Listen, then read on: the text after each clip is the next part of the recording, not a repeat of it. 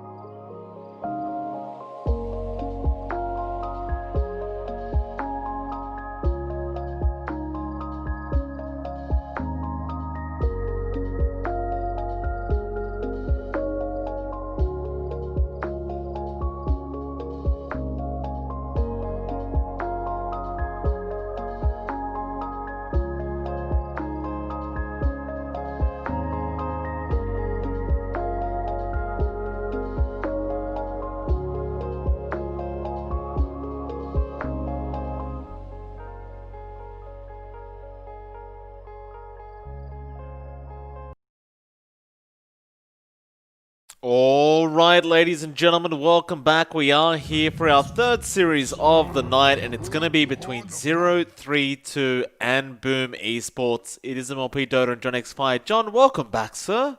Third series of the night. How you feeling? How you holding up?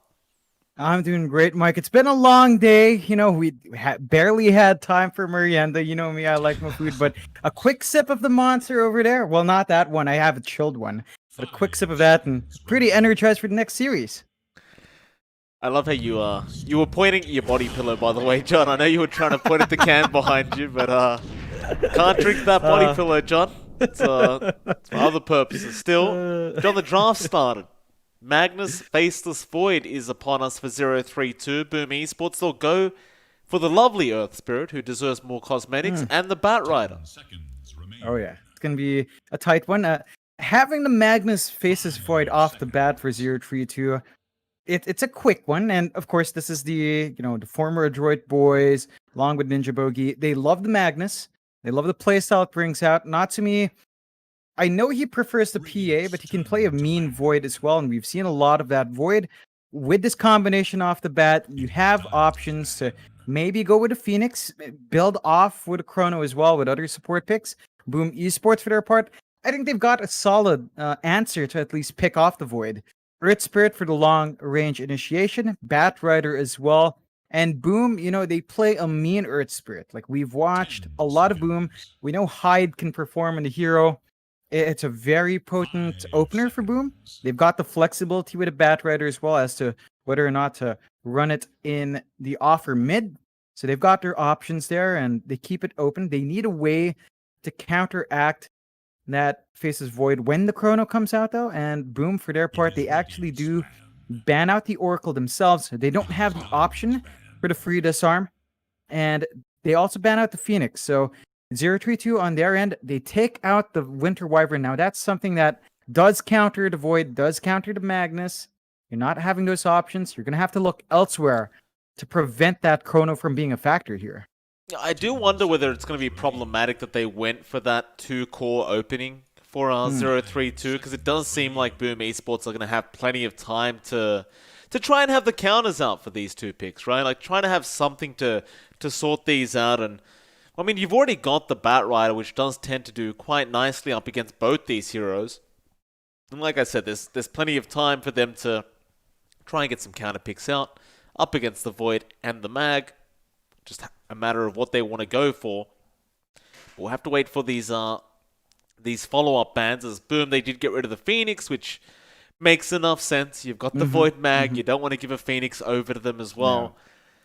It's just a matter of what else don't you want to give. I'll have a think about this one. It looks pretty good to still pick up a Bloodseeker for 032, right? Like you get Empower on the Bloodseeker as well. That's pretty nice. Combinations with Rupture and Skewer. We've seen that in play. And of course the Bloodright and the Chrono. There's a lot there. It might be a bit greedy if you do opt for like the Bloodseeker and you open up your Tricore already. So Boom's gonna have a lot of options to counterplay there. But if you're confident, that's a draft that can run down at certain timings. If you wanted to play fast, I think that's one way for 032 to get that done. If they really do want to keep that aggression, you can also play really slow. Right, with a Magnus Void, you just go in the jungle, you farm with Empower, you build up an item advantage, and then you go. It's not necessarily a fast draft, and 032 can take it either way. Yeah, it's very true. See the Snapfire being removed by Boom Esports and 032. Their final ban out now. They haven't really had much revealed to them yet with this Earth Spirit Bat Rider, so they'll just probably focus in on heroes that they don't want to play against, and they'll get rid of the Slark now. Up against Boom. 032. What's the next pickup? I mean, surely we have to see some supports coming out now for this side. I'll have a bit of a think about it. 10 seconds remain. Supports for the Void Mag. I mean, it's really open. 5 I'd say an seconds Ogre would be nice if you just want to buff your Void. They go with Avenge themselves. So this is a soft ban out to prevent that swap in the Chrono. On top of that, now you can break the lasso. So 032 solving issues with that Venge pick. I like it. It's solid. We've seen a lot of it. It's been hit and miss. But in this case, it kind of does suit that lineup. So it's perfectly fine here. Yeah. Just a deny pick from Boom Esports, just in case they wanted it. I wonder as well whether either of these teams will bother going for the Drow Ranger, which we have been seeing a lot of. Yeah. How could we forget? Casino Night comes in. Yeah. Yeah, it's a great one. It plays really fast. You can dominate the lanes if you're not careful. And I'm gonna have to close my video for a bit. I'm getting water through my windows from the storm. All right. Be right back. I was about to ask, but go ahead. All right, well, it's just me now. Hopefully, John's not getting completely flooded while he's trying to cover his window. So we got the CK out from Boom Esports. They have been running this quite a bit. Seen Dreamersaw having a great old time on this hero. And hello, John. Hello, Mike. Yeah, my little bit of water coming through the side. That's what you get when it's the topics. It's really strong winds. I was wondering why you kept looking that way. I was like, man, something's happening.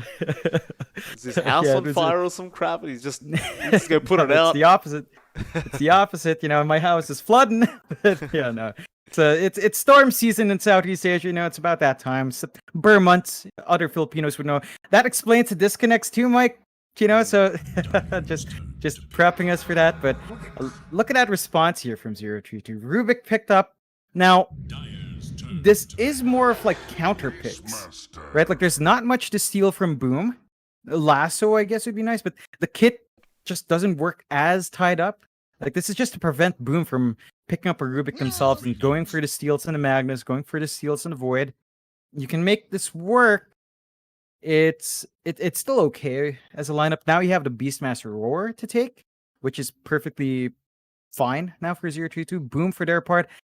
The Beastmaster's key to countering that Void. Chrono flies in. You have to ensure Beast is outside so you can get the Roar off. That is your only way of preventing an effective Chrono. A lot of pressure there on the Beastmaster. Just stay safe and get that positioning right. Certainly so. Final banouts now. Have the Timbersaw and OD being removed, and now the Tidehunter also being taken up by Boom Esports. I wonder, are they still lacking a mid laner here for Boom? Like, you probably aren't going to see the mid lane Earth Spirit this time around. I mean, you pointed out earlier, but Hyde does have a pretty good time on the Earth Spirit, and they might even just run the support Batrider as we saw last series. So it seems like we might just be lacking a mid lane hero for Boom Esports, and they should know they're up against the Mag mid, if I think I'm correct in saying that. Yeah.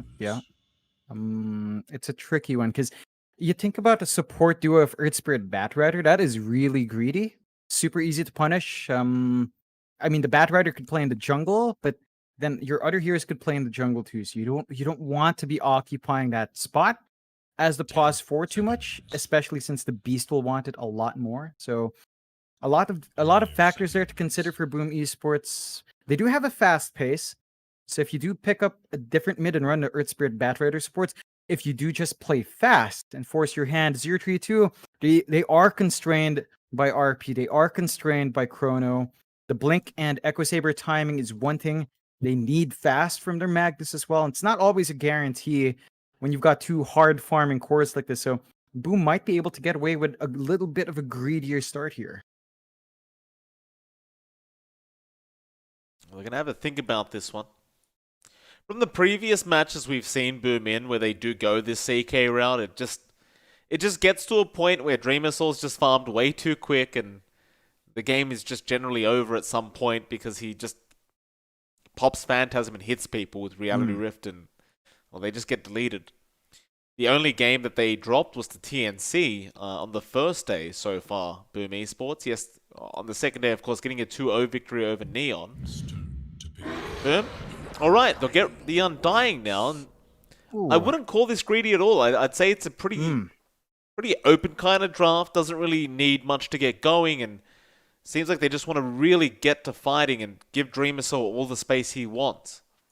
Yeah, exactly it. You can maintain that fast pace with the Undying. You just need to hit maybe level 6 marks on your Batrider. It's going to be key. Earth Spirit, not so much. So just have the cores at 6, Undying at level 5 at the least when you start fighting is a good point. If you invest in Tombstone, in this case, going 1-1-3 is pretty good because you don't have ranged cores that can melt your Tombstone. Venge and Rubik don't want to focus on that, and you can position it well. You've got a lot of slows, a lot of control. Boom is just looking to play fast, and that's a signature of Boom Esports, right? Ever since years back, since we first casted them, they play non-stop Dota. And this is exactly that kind of lineup. It doesn't want to sit and farm. It wants to run and fight And 032, it's the opposite. It's a Magnus Void, right? You maybe throw a Chrono here, an RP here, but you're going to be sitting back and farming. They get the Legion Commander as well, just to have that purge from, say, the Lasso, from the Roar, right? So you've got a way of countering that. You've got some decent wave clear as well with overwhelming odds in play. So there is a back and forth with the toolkits here. Going to be a fun time to watch that clash, yeah, and really maximizing the magnets. Even the LC is going to have a good time with the Empower. Yeah, I'd say so. Should be a very fun matchup between these two. I love the drafts, very explosive, and because there's a lot of big ultimates here to keep an eye out for. See if 032 can get back on track in this group stage and get some points going for themselves. But this is arguably one of the harder teams you're going to have to go up against. You know, them, TNC, and probably Among Us are the hardest teams you're looking at in the group stages right now. And, well, 032, they've already had to go through Among Us yesterday. And today they have to go through Boom Esports. So see if they can put on a performance here and try to get themselves a win. Of course, Boom, they are looking to be the favorites for sure here in this matchup, I'd say. But we'll check the odds in a second and see what Loopet has to say about it. And I think one thing for Boom here that I have kind of a doubt about is how they itemize on Dreamcell this game. So we've seen a lot of CK. We've seen a lot of CK Midas. If you do go that route here, it might slow down that timing that you want to play because you do want to play fast. I'd say if you went Echo Saber or SNY or even Armlet, I think you've got a lot of a faster timing. You might give up your late game scaling, but honestly, this lineup does not want to go late. Like you're talking about RP, you're talking about Chrono at say the 15-minute mark. You have nothing in your kit that matches that. So I'd reckon this time Dreamcell might want to itemize for the faster game, but we'll see. You know, a lot of times these cores have just opted for Midas CK just because they want to ramp up the EXP faster. Steady gain of gold gets you to a stronger mid-game snowball, kind of offsetting that slower start. We'll see how Dreamcell does with it. He's been playing pretty on point recently anyway, so I'm sure either route he goes for, it's going to go the way he wants in mind, as long as 032 doesn't put a dent on it. The odds do come up, John. You do see Boom Esports are indeed the favorites in this one. Sitting at $1.35 in comparison to the $3.05 of 032. Say that's about accurate, but I wouldn't underestimate 032 in this matchup. I mean, they've been showing us some moments of brilliance throughout this group stage so far, and definitely not a team to be underestimated, especially if you can get some decent farm up on Natsumi. We know how fast these voids can snowball out of control. Oh yeah, they really scale great into the late game as well. So Boom, if they don't find that early start, they might face some issues. There's just so much better team fight from 032 with RP, with Chrono. Both of these spells, you know, ignores BKBs, ignores all that spell immunity. Doesn't matter to it. That control will always be relevant, and in that sense, it scales a lot better. I mean, you do have Roar, but that's just FBC. That is literally it for late game scaling control. Like the CK is still nice late game, but again, Empower is already there to kind of deal with that. Top lane, they are going to run into each other. But Bok really wants to get that banner in. Still Hyde going to roll in onto Matthew. Takes the bounty off, and now Matthew is going to be in massive, massive danger and is going to go down to Dreamcell of all people. Ooh, no, oh, that is not the start you wanted for 032. No, that's going to accelerate Dreamcell's initial farm. I believe that's actually one Bracer already flying out to him. Yeah, a Bracer plus a Mango. So our CK gonna be tankier in that lane. You're gonna have more mana to play with, and that's something you have to be really, really aware of. Kezcute is playing a very aggressively positioned Undying, and if he gets the stacks of Decay up, well, Dream Assault's damage and stun, it's gonna rip right through these heroes.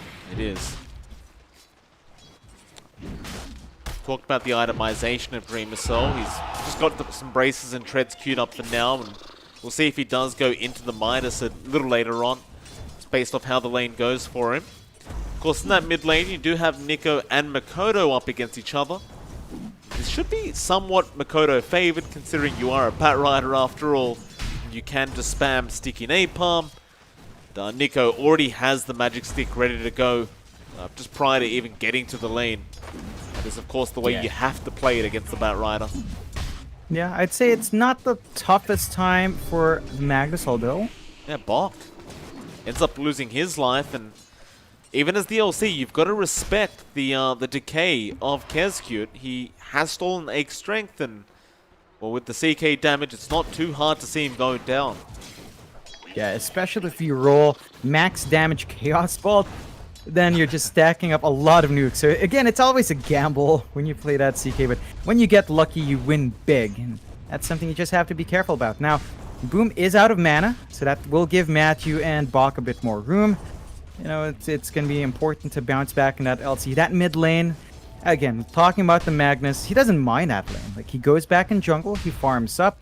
You're giving Mikado a little bit more space in that sense, and Mikado can play the same way, but it's just important for these two cores to get that initial farm. In that sense, they're not going to slow each other down too hard.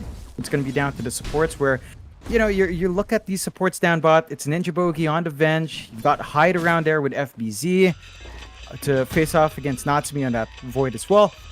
And it's down to maybe Hyde getting some rotations out. He's not going to go to until later on. Maybe that first power rune is when you'd expect it. And in that sense, Boom does have more potency there. I mean, it's an Earth Spirit. He's the king of rotations. Got to be cautious about that timing at the 4-minute mark. That you certainly do. Very, very dangerous kind of roaming hero. He does get a decent start for himself, and he's going to go for a bit of a pull, but no, he'll turn around for the roll now as Ninja Boogie trying to interrupt. They've got the balls there from the Beastmaster, but man, that is a lot of bashes out from Natsumi. And FBZ, he'll still be able to salve up and walk away. That was like a triple bash or something coming out from this boy. Yeah, it's highly unfortunate because even the Thunderclap from the tomato creep, just landing on FBZ, not a good time. He's forced to salve. He's down to 1 tango, and all of a sudden that lane is not as good as it would be for Boom. So just watch the spacing there. Those creeps can turn against you. Yeah, that they can. I'd go for another pull and make it a little bit easier for FBZ. Boulder Smash not going to be enough for that large creep. Ninja Boogie will ensure that Natsumi is the one taking that farm. Still looking back to the mid lane, Makoto and Nico are very, very even in terms of CS at the moment. Of course, some of that CS on Nico is going to be some jungle creeps, and well, actually Matthew going to make a nice rotation in onto Makoto. There is a regen rune up at that top lane that Makoto would love to have, but a great skewer back. No, the flame break, Makoto, he ends up getting the kill, and now is going to make a run for it. Oh, gets the salve off, and Nico, he had too many stacks of sticky napalm. Yeah, brave play from Nico. Extremely good punishment from Boom. Mikado now suddenly on top. He's going to have a creep wave to soak through. He's going to have an EXP bounce back. He was slightly behind in levels, but now he's going to be ahead. He's going to hit the level 6 mark a bit earlier, and that's something Nico has to be careful about. Once the lasso's in play, Mikado is going to look for that rotation with his Earth Spirit and try to find a kill. Hyde will be back to the bot lane. Doesn't really see an opening in that mid lane quite yet. Gonna just secure those 5-minute bounty runes first. It's a bit of an awkward position for Hyde, because the bot lane you can't do anything with the Beastmaster, so you may as well just leave him be. He's gonna try and find somewhere to go. He's gonna just interrupt Nico here, who is just taking that medium camp. Hyde's gonna make it so he can't really go back to that and will be forced back into the lane. Luckily for him though, Makoto isn't even at the lane, as he was in the jungle for a little bit, getting that bottle filled up by the bounty. He'll make his way back now. Yeah, you've got the level 6s on these two mid cores. RP's ready to go for Nico. Lasso is ready to go for Mikado, so maybe some rotations out later, although down bot. Yeah, Hyde gets down there. FBZ was initially in trouble, but does help set up a kill for FBZ. And even at the top lane, Kezcute was able to secure a kill onto Bok. That's the second time Bok's done in this Legion Commander. Just not really dealing well with this Undying. And that's going to be a massive issue. Dreamocell, he's having a fantastic lane. A bit better than you are seeing on Natsumi, and he's going to go for that Midas build as well. That's a real shame for Matthew in that mid lane, Johnny. Ends up going down solo to Makoto, who does commit the lasso. But that's really one thing you don't want to do up against a mid player, right? You don't want to give him any more gold than they can get off the lane. And it's going to make Nico's life harder now because you just gave him even more gold. Yeah, you're going to be very happy with that. He's got level 7 up as well. A slight EXP lead now for Mikado, and in fact, 0-6 on the max. 0-3-2 just not finding any trades for these heroes. They're dropping a 2k lead for Boom. They've set themselves up for a really nice start here. In fact, they have. Boom's always been very good at this as well, just being able to be very, very dominant in this early game. But now Nico going to come top lane with an RP out. Kes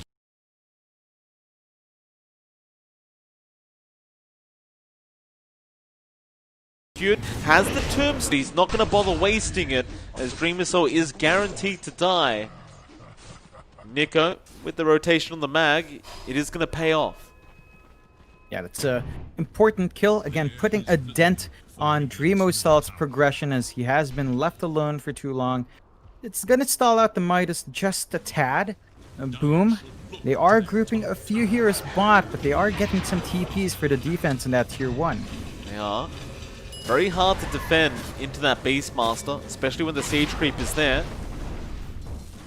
He has Roar, Natsumi, gotta be careful, gets the Chrono out, however. On to Makoto, they're trying to get this Bat Rider down, but Makoto's gonna go for a run, and it looks like he might just survive it as well. He is safe. They could not finish the kill off, and they could keep trying, but Makoto is just moving way too quick. He'll be right. Yeah, it's a wasted Chrono, it's a wasted first Roar, but overall, Boom Esports is going to be a bit happier as Chrono's cooldown is longer. They force the movement out, opening up some side lanes as well, giving themselves some time to just play farm. That's free time for Dreamocell to, of course, have a free time top, although they are invading that triangle. They don't really catch FBZ, and FBZ with the Necronomicons, well, he's not feeling too unsafe. Well, Hyde, he's going to roll back in with a nice Silence Boulder Smash. FBZ still coming in with Makoto now. Have the Firefly active, just not using it yet. They decide better off the chase, because they don't really need to force anything right now. If you look at that top lane, Dreamissel is pushing in that tier 1 tower, and he is still farming very, very freely. In fact, he is going to go for the Midas once again on this Chaos Knight. And if this keeps up for Boom, there's just no need for them to get involved in any fights. This is what they want. Yeah, it exactly is, and their CK is off to a good start. You are giving some time for 0-3-2 to farm up, but again, these are two very heavy farming cores. It's going to be a while until they're ready to go. You look at Nico's progression on the mag. He's still working towards his Echo Saber. After that, they have to look for the blink and look down bot. They're moving in. Once again, on to Ninja Boogie. They drop the Tombstone just in case. In fact, Matthew's still going to show up. He's going to try and help LC get a jewel off, but now he's in danger. Trying to take down the Tombstone. He will be able to get it. Can they lock down Hyde? He's going to roll the other way, try to juke them out. Kescute going back in on the Undying. Does get Matthew, thanks to FBZ. On the Beastmaster with those Necro units. And they are still just outrunning the side of 0-3-2. Even Hyde just juking out Box so we can't get a jewel off. And then he's going to TP away. Oh, that is unfortunate. They also lose every bounty rune, so a massive gold injection coming out for Boom. The hesitation from Nico to throw the RP costed him. If he just commits the RP onto one, they could have at least traded a hero for a hero, and you'd be fine. It's not like you're actively looking for RP opportunities, but they play a bit cautiously. Boom punish well. They've got a 4k lead. They've got the travels up on Mikato. So this Bat Rider now can go across every lane, go for defenses, go for farming, no problems, and it's just smooth sailing for Boom. There's that Midas as well for Dreamocell. All done. He's just set to free farm in the jungle, no opposing wards, no nothing to stop that. 032, all they can do now is clump up top and try to go for a push. Luckily for them, they do have RP and Chrono back up. They can take a team fight now in 032 if they so wish. Of course, they would be lacking quite a bit of damage between those RPs and Chrono, but looks like they aren't going to get that opportunity anyway. In fact, they may have to rotate mid soon as Boom Esports are starting to posture around that mid lane. They want to try and set up for a very early tier 1 tower push. Kodo going to be on the front lines there. Happy to show himself, but the rest of Boom just waiting for their victim. Seems like 032 are well aware that they are waiting behind that tree line. Boom, do you want to fight this? Remacell kills off Ninja Boogie by himself. Now the roll in, but a big Chrono out, catching 2. They got the Magnetize there as well. Matthew's gone down. Now the roar out from FBZ, holding down Natsumi. He is still alive, however, but it's not looking great for 032 as they just collapse mid, and that is going to be a full team wipe. Oh boy, it was a good Chrono, but there wasn't any follow-up. They couldn't get the RP off. And that tombstone positioning coming out here from Kezcute, just way far back. There's a massive horde on top, and they just couldn't handle it. It's a level 1 tombstone, but when those zombies pile up, it's just nearly impossible to run away. And 032 just getting punished. Boom, 1-13, 7k lead. They're looking fabulous in the first 15 minutes. It's still the 12-minute mark, and they're already really far ahead. They are. 7k, in fact. This is why they love this this POS 1 CKs. Even with just the Treads Midas, he can get involved so early on. Gotta love this from Boom. These aggressive drafts that don't really take too much time to farm. They just go at you. It makes it very hard for heroes like the Faceless Void being played by Natsumi to actually get any farming. Oh yeah. Feels like there's no downtime sometimes. No, there really isn't. And again, 032 are constrained by Chrono and RP. They need Nico to finish that Echo Saber and then go into the Blink. And then that relieves some pressure. You know, they don't need the Chrono. If you can land the RP, that's going to be Nico's job. The issue is you've got these 2 heroes in the jungle, and both of them are clearing out these camps fast. There's not enough camps to go around to sustain all of them, and boom, not many cooldowns to wait for. They're smoked up. Back to it. The roar up. Blink Dagger now available on your Bat Rider to make matters even better for Boom Esports. And more Hawks flying out, getting vision onto Ninja Boogie, but it's not really the target they want to go for. They may just have to settle for it. Definitely want something a bit more valuable than the Venge. They may have just spotted out Natsumi with that Observer Ward being placed, and Natsumi is going to go back to farm now. But they have given up on the smoke. So instead, FBZ back down to the bot lane, and he'll start pressuring that tier 2 tower. And he might just try and force a fight here with 032. Yeah, he gets to fortify. I think that's a nice little pickup for Boom. Opens up some push potential elsewhere. Not going to have to worry about it for a while. So, again, they just pull back. They've got the pacing here. They're clumped up. And Boom. Oh, Natsumi, he saw him. He went in with the Chrono. Tombstone was already placed in the Soul Rift, keeping FBZ alive. Now back in with the roll and the Magnetize. They are falling very low on 032, but at the least they do get FBZ. Dreamercell, however, coming back in onto Matthew, wanting to go after the Rubik. Natsumi, he does kill off Hyde on the side, but they are going to lose that Void and their Venge for that matter. And it looks like they just can't do anything to fight back now. They've just got Bok left with the Mag. Nico's still holding on to that RP. Just ends up being another good trade for Boom. Yeah, just spectacular positioning. Big Chrono coming out from 032, but he was knocked out by that Flame Break. Like, that was just enough to throw off the timings there, the right-click damage, and it was an awkward Chrono as well because there were some steps in between. So it's not like you could just go in and get the right-clicks off once more. I have to say, Kezcute is highly effective in Detach Ninja. It'll be a very easy kill, Makoto. So much damage on the Batrider right now. Dreamer Cell even. Where's he finding kills? Just kills Box solo with the Phantasm Illusions. And Boom aren't done. They're still going for more now. Just so many low cooldowns for them that they don't have to wait. Back into that mid lane. Natsumi gonna go after Kezku, but the backup is coming in. Kezku, he drops the tombstone. Makoto looking for a lasso, but trying to juke out Nico. Does eventually get the lasso off. On Yamag, he has the RP, but he's been silenced up, and they're not giving him a chance.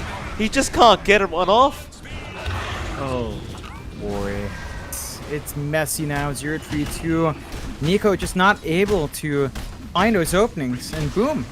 No cooldowns to worry about, no problems, constantly running at you. The tombstones of Kezku, perfect in breaking up these fights. This is just a spectacular game to watch from Boom. Execution's on point. I mean, Kezku, yeah, he just reminds you why Undying is such a beast. He's just positioning well, forcing 0-3-2 to focus down on the heroes, but always getting a swarm of zombies. And you're not big enough here on 0-3-2 to eat through those zombies. So it's been a tough time. 0-3-2, they really need that blink to come out for Nico. I mean, he's got the Echo Saber, but the blink's so far off. Dreamer Cell just ripping Ninja Boogie apart. Hyde does get caught out and gets bashed to death. It'll be a 1-for-1. But it just goes to show the confidence right now in Boom. They don't feel afraid to just reality rift up that Venge and just one-hit it. Yeah, I mean, it's always worthwhile getting the numbers advantage, and they smoke up again. Even if it's just two heroes, they're not afraid to smoke to look for opportunities. We can actually avoid the big team fight for now. FBZ, he's going to join in, maybe go for the bit of a bait though. No, it is going to be Kezku. He'll pop the Flesh Golem. Now the Tombstone onto Matthew, but Matthew does take the Soul Rip, but Nico, a great RP out. Do they have the damage output to follow? No, they do not. Everyone else is being held back by FBZ. And they just can't capitalize. It's just complete domination out from Boom Esports. It's not even close. No, it's definitely not. Boom Esports dominating the Pinoy boys. 0-3-2. This Indonesia versus Philippine war, Mike, it's not shaping up well for the Pinoys. 4-25, 14k lead.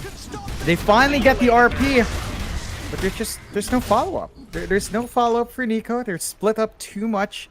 They can't even kill off Kezku. He's too tanky now on the Undying. And look, no cooldowns mean straight to high ground. There is a chrono. They're going to have to play slightly safe. There's an opportunity for 0-3-2, perhaps, to come in. If Natsumi is around, he does have a TP. So he can come back down, maybe get a nice chrono and set up for his team. It's tricky though. Like, Boom's already set to go back, and you look at their cooldowns. Half a minute for Roar. About half a minute, oh well, not even half a minute, like 20 seconds for the Tombstone. Full minute for the Lasso. They don't need to wait too long. They're just going to go back and more than likely reset and look elsewhere. Perhaps that top tier 2 is the next objective on their mind. Maybe even the Roshan. Oh, Boom. They're going to go back. No need to force anything quite yet.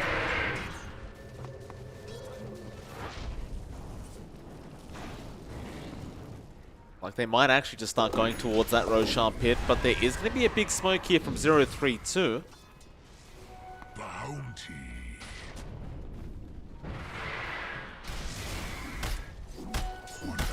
Phantasm Illusions will be left in the mid lane. They'll realize they are just illusions. A Ninja Boogie get caught out here by Makoto. Doesn't have the lasso available. Kezku, he'll jump in. Doesn't have the Flesh Golem either. Natsumi, not going to chrono yet. He's been rolled on, however. There's a big silence out with the Roar, and Natsumi is going to die before he can chrono. And now Dreamer Soul's going to have his way with them. Bot goes down. Nico trying to skew the back up. He doesn't have the RP either. He's going to go down. A triple kill out for Dreamer Cell. And the only person left is Matthew. And they're going to leave Makoto and Kezku to do that job while they start the Roshan. There goes Matthew. A full team wipe out. And the Roche is borderline almost done. I don't know why they forced that fight. Like, they lost their venge straight up ninja bogeys. Smoke was broken by Kezcute in the high ground. The tombstone placement from Kezcute up on that camp spot. No one can clear it out, and they fight under the tombstone. Like, you do not do that against the Undying. If you see your support die with a tombstone drop, you pull back. Fight elsewhere. Fight without the tombstone, then you can win. But 032 being punished, and boom. 5 to 30, 20 minutes in, Mike. 20k lead. That's more than 1k per minute to build that lead up for Boom. They're just having a fantastic time as they've got a massive advantage. The 032, they do have great team fight in the high ground. They're going to have to find the RP, find the chronos they want. They can easily get the damage out. They can easily kill a hero or two off. Well, easily. It's probably not Dreamer Cell with a heart. No, not Dreamer Cell. He's got 4k HP now. He's probably not dying anytime soon. Go for the top tier 2 tower. Solar Crest's gonna make life even harder. Nobody just seems to die on Boom Esports. They might even try for this high ground now. There's not that much time left on these illusions. Get a bit of chip damage in. It'll expire. Yeah, I mean, they'll just keep all lanes pushed in. When you control the map like this, there's no need to rush. Yeah, it's just so open. And, you know, after all this time, FBZ, like you mentioned the Solar Crest, he just left his Necronomicons at 1. He doesn't even need Necro Tree to get a push going, to help with the damage. Just that far ahead. We want to fight again. Kodo almost daring them to come at him on this Bat Rider, but they don't. There's your BKB now available on Natsumi. The only thing lacking is probably his damage. Well, has that Mask of Madness, but needs something more of a core item. Also smoked up, still willing to take a big team fight. We'll rely on Makoto to try and start this one off, and he does also have a double damage on that Bat Rider right now. So, smokes break, Makoto does see Nico, will go for the lasso straight away with the tombstone dropped, and that is Nico just getting demolished on the low ground. It's a rush to try and force the buyback. It's no tombstone though, it's in a pretty far spot this time for Kezcute, but without that RP, without the Empower, how are you just gonna find that defense here? Hard to see it. Reality Rift in onto Matthew. He hasn't even popped the illusions yet on the CK, he's just waiting for the right moment. Now, Rift, Chrono in the back lines, but it's not really doing anything. FBZ's copying no damage. He'll just walk away. And now, well, in the base, Dreamer Cell, he's sorted them out. GG. Ooh.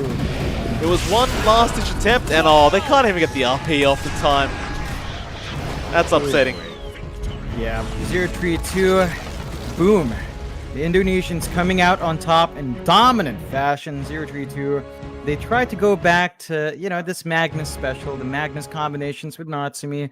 Doesn't work out. Nico could not find the openings. They took way too long to play this one. They had to farm heavily. And boom, their lineup just wants to run at you. Like, they just kept that pressure up. They didn't care. And Kezcute, man, he made that Undying look really good. Splitting up the fights with the Tombstone. 032 just had such a hard time getting your positioning right. Well, let's see if 032 can bring it back in game number 2. It is MLP Dota and John X Fire, and we are about 10 minutes away from that second draft beginning. We'll see you then.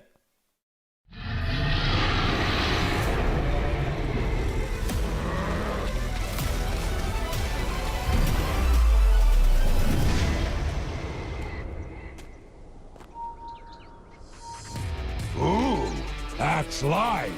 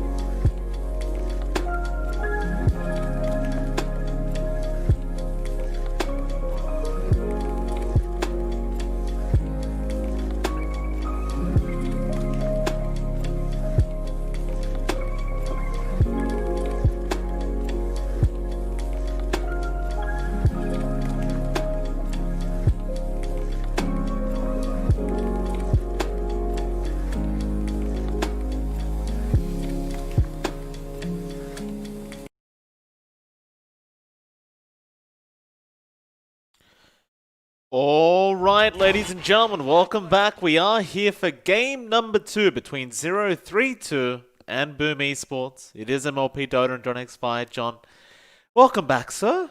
We're back here for game 2 after a short break, and as you can tell, the draft has already started. These boys like to go fast. That they do. 032 already opening up with a clock, so giving themselves options to be a bit more aggressive. You know, last time they played this super passive game up against what Boom Esports had.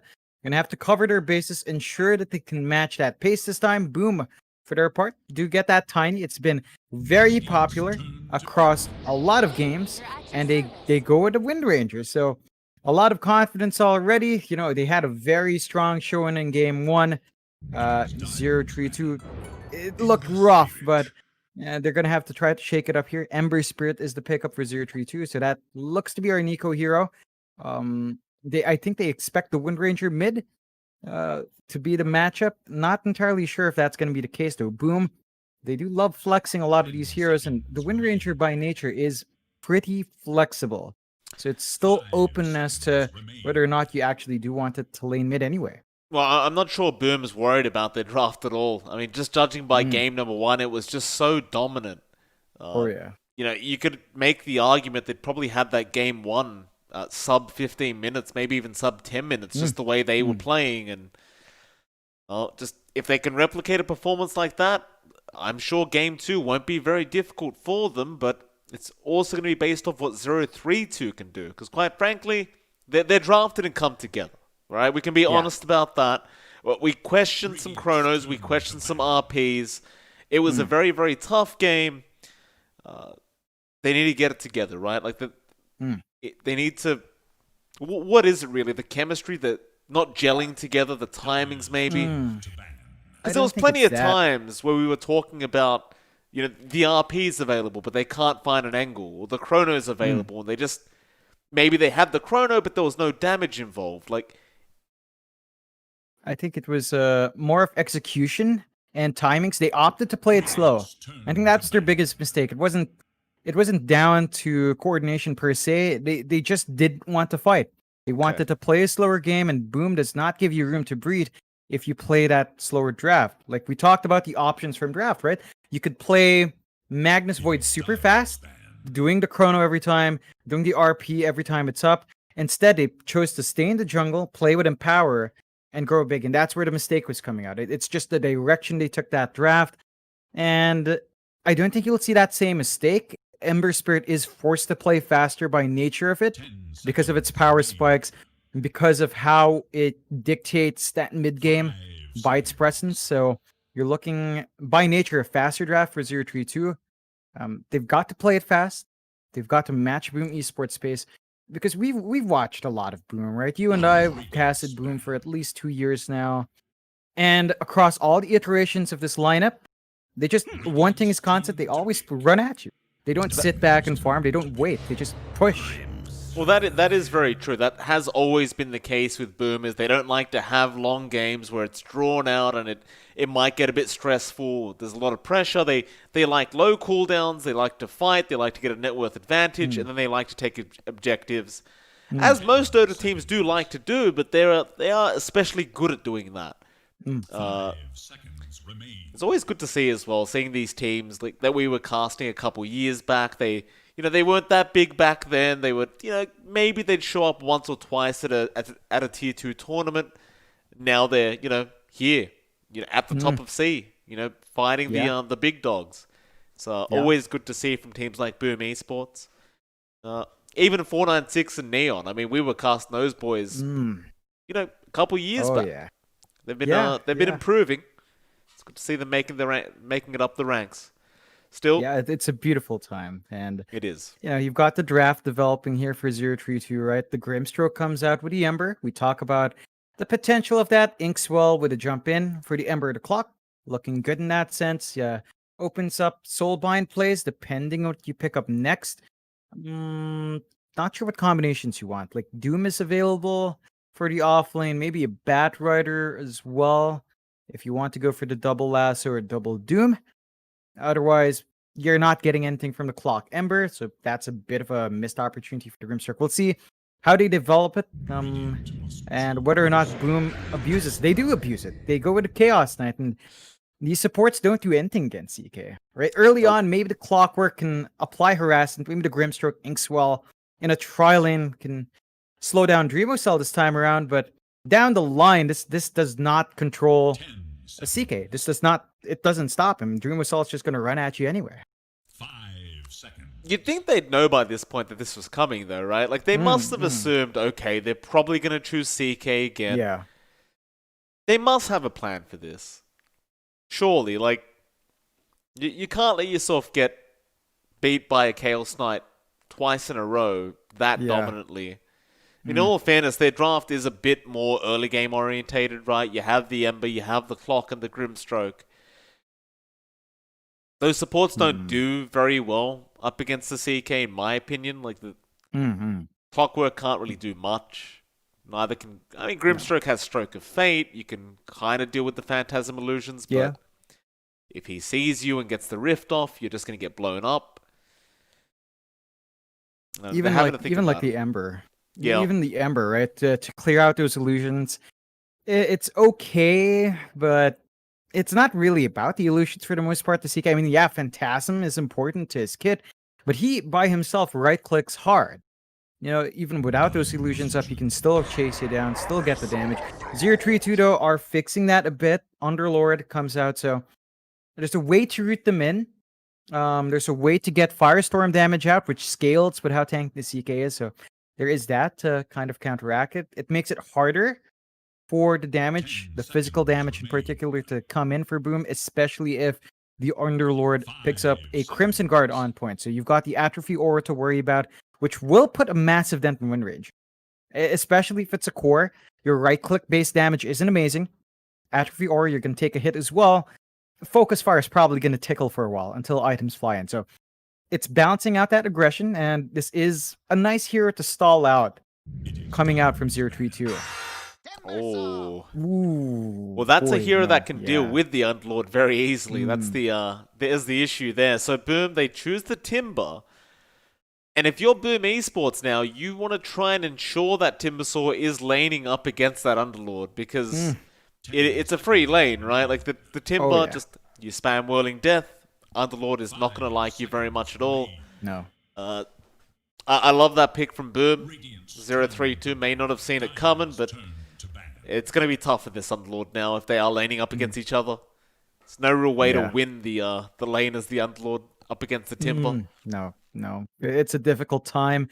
And the draft is still fairly open for Boom, so the Wind Ranger could just be pause 5. It's a bit more difficult when you've got two heroes that can be pause 4 in your support role, but they've got the room for it. You can kind of make it work. Pick something else for your mid matchup now to tie in with that, especially since, again, your damage against Underlord's not going to be amazing as a core Wind Ranger. They can relegate it to support, take something else mid to counteract that. Options available. I mean, they don't have the best hold here from 032 beyond Pit of Malice combining with anything else, but directly stunning someone in is not in their forte. You could go with, I don't know, Storm Spirit would be decent if you wanted to swap the mid. If they do go with support picks, something that just enables faster play, I'd say Shadow Shaman would be okay here, just to get you that instant stun on the Ember, to kind of also get that control out for the hero, but it's open. Boom has flexibility in how to close out this draft, and we'll just have to find out how they want to deal with that tankiness and the mobility of that Ember. Oh, wow, that's a new one. 032 straight into the OD. Okay, so you get the OD. Does work very well up against the Timber and the CK for that matter. It is going to be a mid-Wind Ranger by Makoto. Okay. And I think the CM, like, although it's something a bit unexpected as the last pick, I do think just even having that mana aura, just giving the CK, giving the win, like everyone on the side of Boom Esports loves mana. They love to fight early. I think it's just going to allow them to snowball out of control even faster. Quite frankly, having the CM on the team. It definitely will. The beautiful thing about CM with Wind Ranger is that you as a Wind Ranger, sometimes you find yourself wanting that mana talent at 10, right? It's like 2.5 mana off the top of my head at that point, and it's massive. You don't need it. With a CM, you can skip that. You can go for the shackle shot cooldown and not have mana issues. That enables a lot for Mikoto to play it, and we've seen that talent like do a ton of work, right? You get a full shackle off. You're gonna have it after in a second. Literally, what? No downtime, almost no downtime for a max level shackle. Just a lot of control, and as you mentioned, it also enables the Timber Saw and the Chaos Knight. So it's playing into that fast draft again for Boom. And they will maximize that, but 032, I think they've covered their bases here. The OD coming out with Natsumi on the safe lane Ember instead.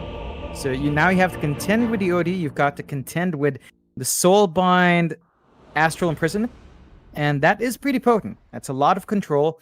That's one way to stack up the Santi Eclipse charges, right, for the OD, and should help them get a massive nuke in some bigger team fights. You have to be a bit cautious about that from Boom. They can still punish. I'd say this draft from 032 is a bit slower, so you still have to be cautious about Boom playing a fast game here. Yeah, I agree with that. They might actually run into each other down at this bot lane. So there are 3 heroes heading down here from Boom, and for now it seems like they want to try and run an aggressive tri-lane Boom Esports. See if they do want to keep it. Dreamersaur might feel like he can solo the lane on the CK, but find out as they aren't going in. Hyde may have been caught out and does with the Inkswell onto Matthew, but the block. That's, oh boy, they can't get the chains. He's out of range. Oh, that is unfortunate. Matthew, he had the battery assault going, but he got blocked by the Ember. Oh no, Matthew! Oh no, he went up. Oh no! No. Oh, they tip him as well. That's not nice. Kyle, give the guy a break. It's not his fault. You feel bad though. Like I feel bad watching that. It hurts, Mike. It hurts. Painful, but Boom, they don't care. They're happy. They're bullying here, and first blood going to them on Mikoto as well. So our mid player off with first blood gets to access some regen earlier on, and these early lanes are going to be important. You look at mid, it's the Wind Ranger lane up against the OD. Haven't seen the matchup in a long time, but it can go back and forth. Nico, of course, will play with the Astrals. Mikoto just going to try to nuke down the waves with his own power shot. It's going to be a bit for Nico to start applying maybe some damage on. And, Mikado would say an early level in the Wind Run can just get some free hits. So Nico has got to watch that spacing. Of course, they're not as important to get those power runes, but the supports will still likely keep that locked in. And those supports are, spread across the lanes. Up top, you've got Matthew in that clock. It is a solo lane for FBZ, so it's just him against Matthew and Natsumi's Ember so far. And that does mean Boom is trying to apply pressure bot, a tri-lane, with Dream Assault, Kezgut, and High, just looking for openings, trying to get some toss plays with the slow they can get with the Crystal Nova as well. There's a toss onto Ninja Boogie. He's going to pop the Inkswell, but there is probably 0 chance of survival. He does connect with the stun, but he's actually getting a salve off. Dream Assault trying to cut him off, does cancel the salve. And, well, it's going to make matters a bit worse for Ninja Boogie now, as he does essentially waste that gold. And Dream Assault TPing straight back to that tier 1 tower, unwilling to lose any creeps. Yeah, fantastic start for Boom. And, we talked about it from draft, but this is a faster draft for 032. It's not as fast in laning as Boom. And Boom is just not relenting. Look how far back Bach is pushed back. He's just not able to even stand in that lane. And he's missing out on some EXP. That's not what you want here as the Underlord. You do need a good start. Start ramping up to at least get the levels to start clearing some camps if you're really that desperate. Thing is, if he gets close, he might get tossed in again. Hyde's waiting. Yeah, they'll go after Ninja Boogie. Ninja is going to get the Inkswell off, but Hyde just tossing him back to Bok.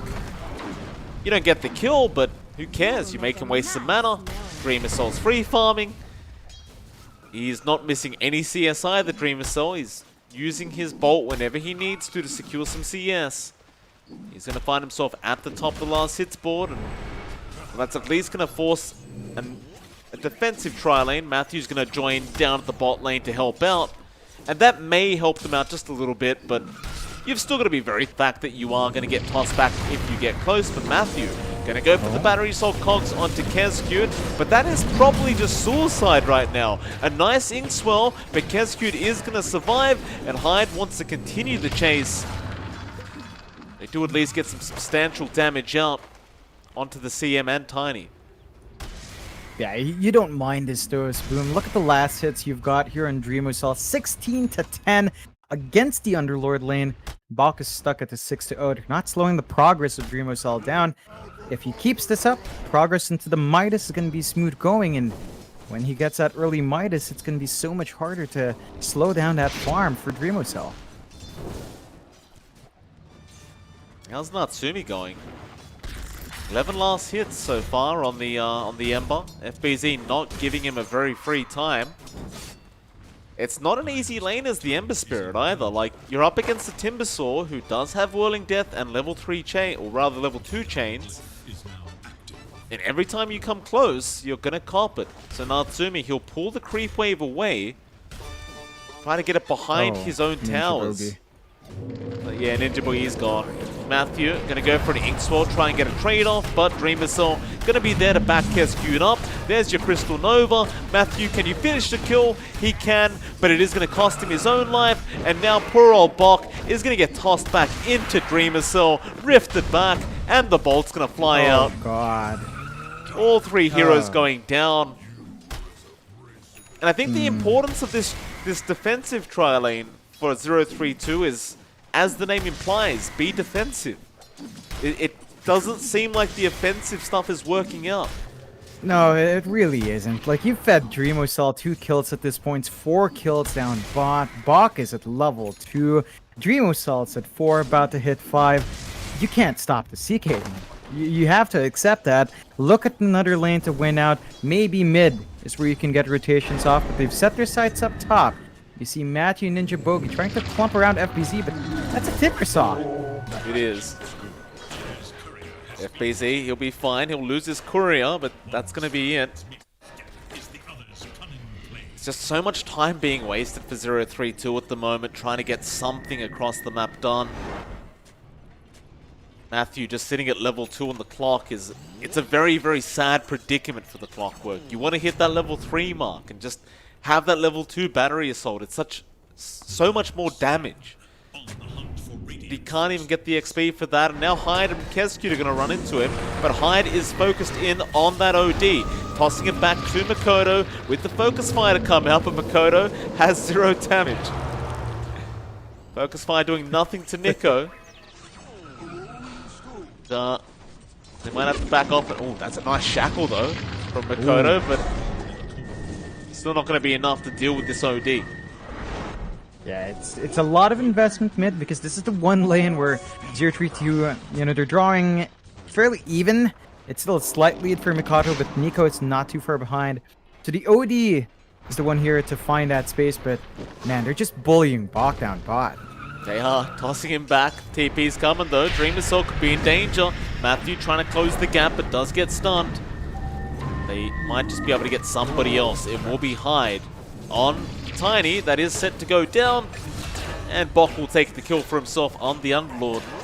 That is some much needed gold for this Underlord. He has been having a very tough time, but top lane, Natsumi does get soloed by FBZ. That makes that entire rotation not worthwhile. Like, they couldn't back up the Ember. And FBZ at this point, he's got his Soul Ring for a while. He's at level 6. Natsumi's just about to hit his own 6, and your solo Ember dying like this. He's getting EXP, but he's not finding that much farm. This is a scary spot. You've got 2 cores that need to snowball, just not finding it. Oh, Makoto. Snipe on Dreamocell. Here we go. They're on a tear now. Dreamocell getting Bach. Natsumi trying to help out. He might need to leave, but Matthew is going to be there to cut Dreamocell off. Dream, he might be just stuck here.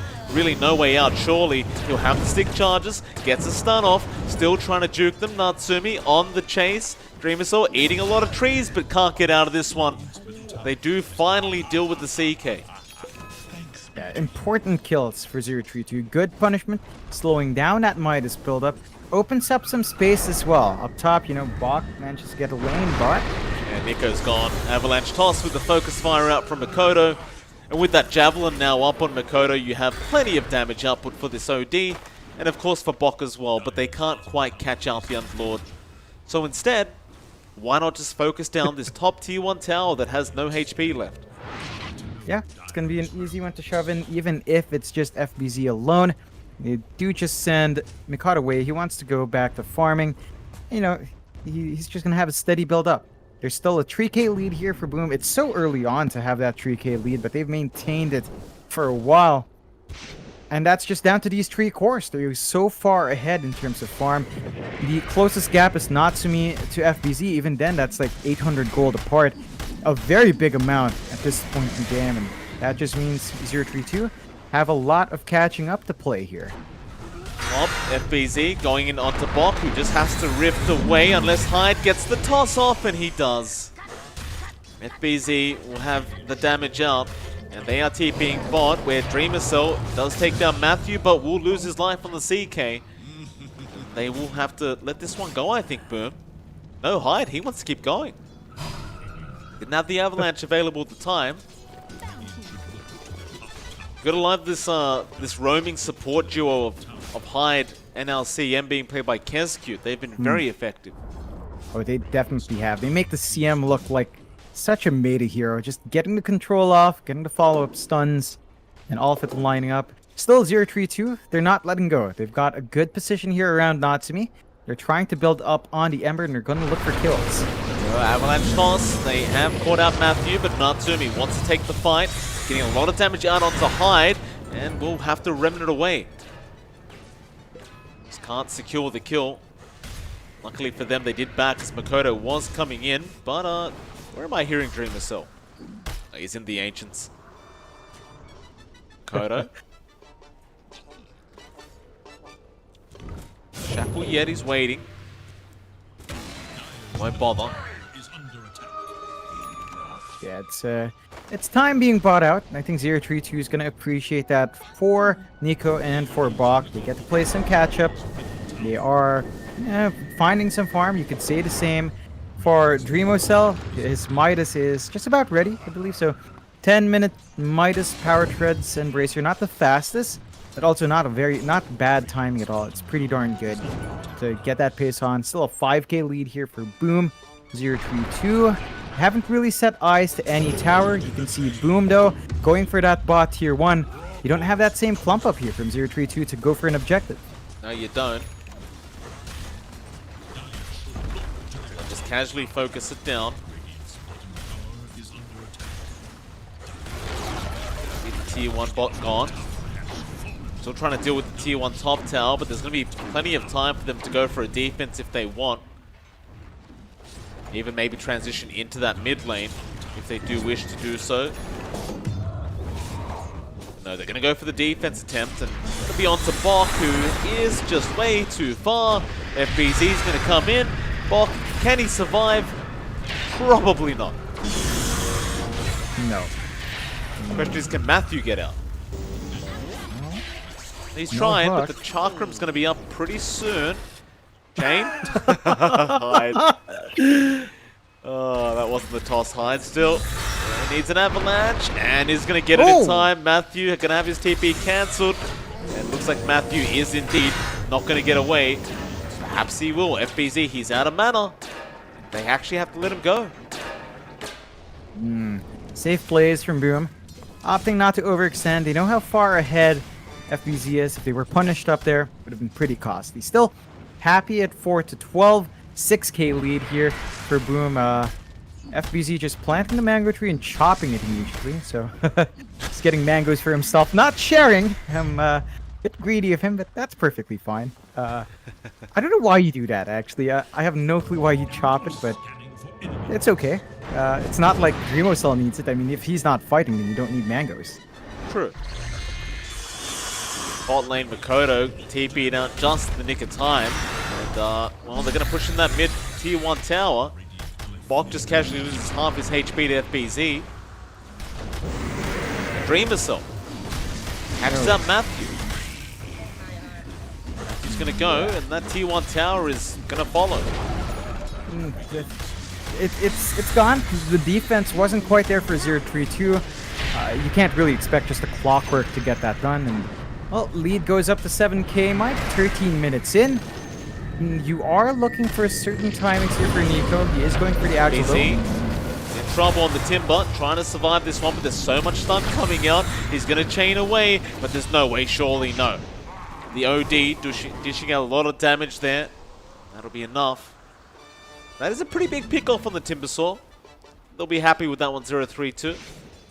Yeah, an important one to stall the progression of that Tim. So, nice kill coming out. Helps Nico accelerate towards that Ags. And once you've got that Ags, the 2 charges in the Astral, you know, getting those stacks up for the Santies. And again, none of these heroes in Boom have particularly high int. The cores are going to melt, especially Dreamo Cell and FBZ, and they're just continuing the tips on Matthew. Well, Matthew got a nice hook shot off. In fact, hold that thought for 1 second. FBZ is going to make the chase. And that's Matthew probably dead. Try and buy some time here, but they have the chains up on FBZ, and High's just going to go ahead and... No, it's going to be FBZ to take the kill. What I don't understand about what Matthew just did is he hookshotted Hyde, but then broke the cogs immediately to give Hyde a way out. And that didn't allow the Firestorm to come in from Bok, who was around. Just a lack of coordination. Oh man, even Natsumi just melts to FBZ's damage all the way less than half. He forced him out of there. Gonna get it together here, 0-3-2. It's just really dicey all around for the Pinoy boys. You know, 7k disadvantage. They've still got to see this build up here from Bok and from Nico. And in fact, even Bok on the Underlord, he's forced to go Yules. You never like seeing that on the Underlord, right? You want the aura items, but he just doesn't have the gold for it. He just can't farm up to get there, and he just needs something to give him some utility in these fights. I've never seen Underlord's Yules rush. That's a new one for me. Yeah. That's a new one. I mean, desperate times call for desperate measures, right? At least with the Yules, if you drop the pit, you can get the Yules midway, refresh the route, and kind of get more control. You can bail yourself out as well. You can stall, say, Boom from jumping someone, get Yules, offensive Yules used there, and just find opportunities that way. There are 5 heroes up top from 0-3-2 trying to get this tier 1 tower, and FBZ still trying to hold them back. We'll try and chain now. The TPs are flying in. Makoto, he's got an MKB up. This could be dangerous, but the Dark Rift should let him out, and does. FBZ unable to get a toss off in time. It's a very, very good Uber ride for 0-3-2 all the way back to the fountain. I mean, it's an awkward one as well, though, right? Like, they were grouped as 5. Boom wasn't quite together yet, and they don't find an opportunity. And oh, Hyde sees the smoke broken, does jump in, but there are way too many heroes there, Hyde. Props to Hyde, however, he literally almost killed off Bok. But here come the rest of Boom now. A great shackles out from Makoto with the focus fire on Nico, and the hammer is not going to do enough. Dreamer Cell to come in, goes on to Natsumi. They might be able to get this Ember. Tries to remnant away. Dreamer Cell has the rift, gets another hit off, but it is not going to be enough. And actually, it's a lot of Boom esports that are falling here. FBZ lost his line. Dreamer Cell's been left alone. It's actually going to be a successful team fight for 0-3-2. Yeah, it's really big wins. Very important for them to find those. You're not very happy about losing Nico, but you're building up a Natsumi. Our Ember finding those kills does get a nice big shot in the bank account. You're going to be very chuffed with that result. Lead down to 6k for Boom. They're still really far ahead, but have to be cautious. Very keen on that initiation. There were 2 scattered out to maximize that. And, you know, they're punished. Maybe once you've got Kezcute with at least the level in the freezing field, You can play in those kinds of confined areas a bit better, but you saw the effect of just a prolonged fight up against that AoE control, AoE damage from 032. It can pile up. Matthew, good hook shot in onto Makoto. Got him in the cogs. The focus fire is doing a lot of damage out onto our clockwork, and Matthew is gone. Boy. Bok doesn't have the damage. In fact, now Hyde's going to blink in. They're trying. But Makoto is just so far ahead that he just essentially 2v1s them. Yeah, unfortunate, but they are punished. Boom, gonna drag that lead back to 7k up, and Mikado showing us why you don't really want to mess with a Wind Ranger when they have that MKB. Focus Fire does do a lot. We were talking about the Underlord, right? Making the Wind Ranger tickle with the atrophy. He left the atrophy at level 1, so he's not reducing that damage by much, and that just means Mikado can continue to pile on there with a Focus Fire. I mean, I don't necessarily blame him either for leaving it at 1. It's just he seems to just need a. He wants to be a bit more, right, than just a walking aura now. It's been such a tough game for Bok as Matthew. Speaking of tough games, Matthew on the clock is not having a good time at all. No. It's been difficult. And, you know, Clockwork's one of those supports that if you fall behind, it just gets hard to catch up. They're just going everywhere now. Hyde gets another, and Makoto picks up a double. They're going back in onto Natsumi. He's going to send a Remnant out. They might even still have the control now for Bok, who's going to get tossed back from Hyde. He tries to Dark Rift, but it might just be too late. He'll go for the Yule's usage. Is it going to be enough? No. Ooh. Even with the Yules, just not enough time. Boom, just continue to dominate the map. It's difficult for 032 now. They don't have access to their jungle to farm in. They're going to have to play elsewhere as Boom, they're not relenting. They smoked.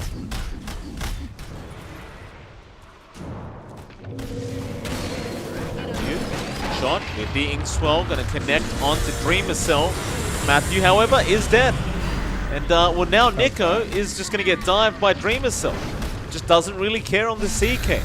He comes Hyde with the toss back in onto the OD, and FBZ just rips him to shreds. Ninja Boogie is also gone. Oh man, it's just a massacre.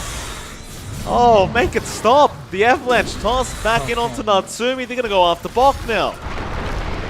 So, Bok, he's gone. That's an Ultra for FBZ. He'd love a Rampage, I'm sure. And it seems as though the Ember has no Remnants left. So FBZ going to go for it and does get it. A Rampage out for FBZ. Whew, man. 032, 10 to 25. Yeah, they found a kill in Mikado. That's great. But, I mean, how do you stop this? How do you stop a Timbersaw, a CK who are so farmed up, you do not have damage to deal with it? Like, Natsumi, Bok, and Nico have made no progress towards any of these items. The Ags are still queued up for Natsumi and Nico, but they've only barely got enough to buy one part. It looks like Nico's got enough to buy 2. He's 300 off, well, 200 off to finishing the Ags, but the Ags alone, it doesn't feel like it's going to be enough necessarily. Ninja Boogie getting his end in the mid lane. Dreamer Soul just going to clean him up. Into the Roshan pit, I believe, for Boom Esports. It's going to be a pretty quick Roshan with the MKB on Kodo.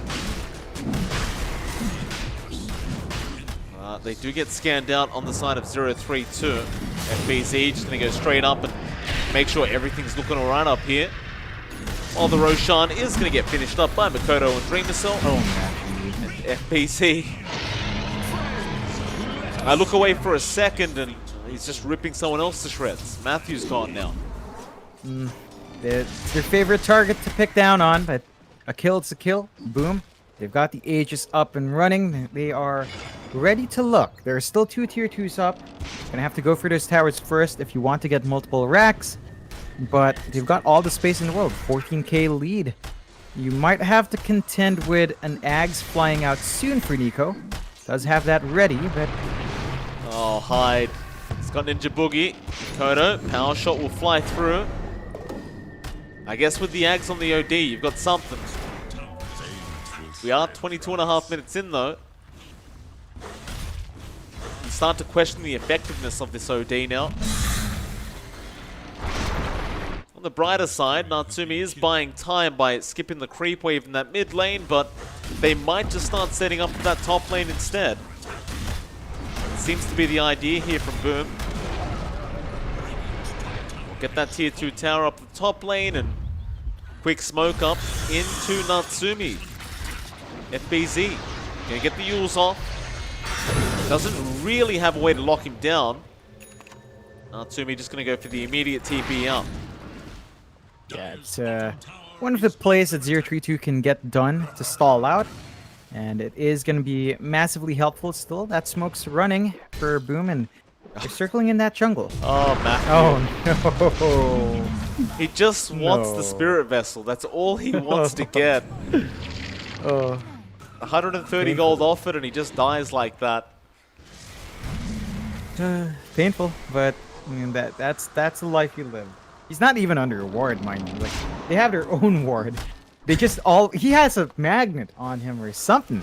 They keep going to him, you know? It's like magnetic north for Boom, and they just whack away. Yep, every time.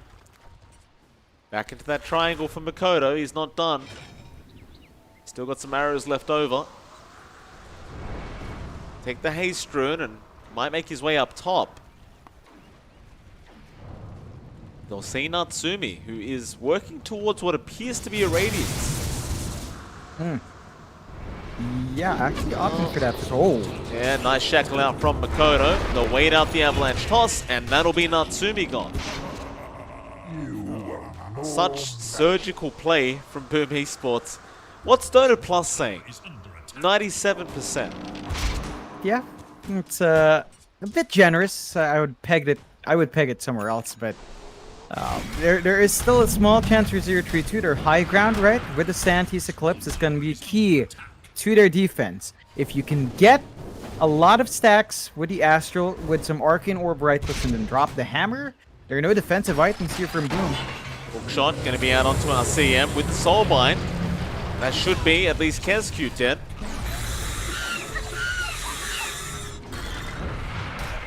That's really the only target they can afford to kill at the moment. They get something. The Boom Esports are just interested in going back into that mid lane and finishing off that tier 2 tower that's still standing. That's exactly what they're going to do.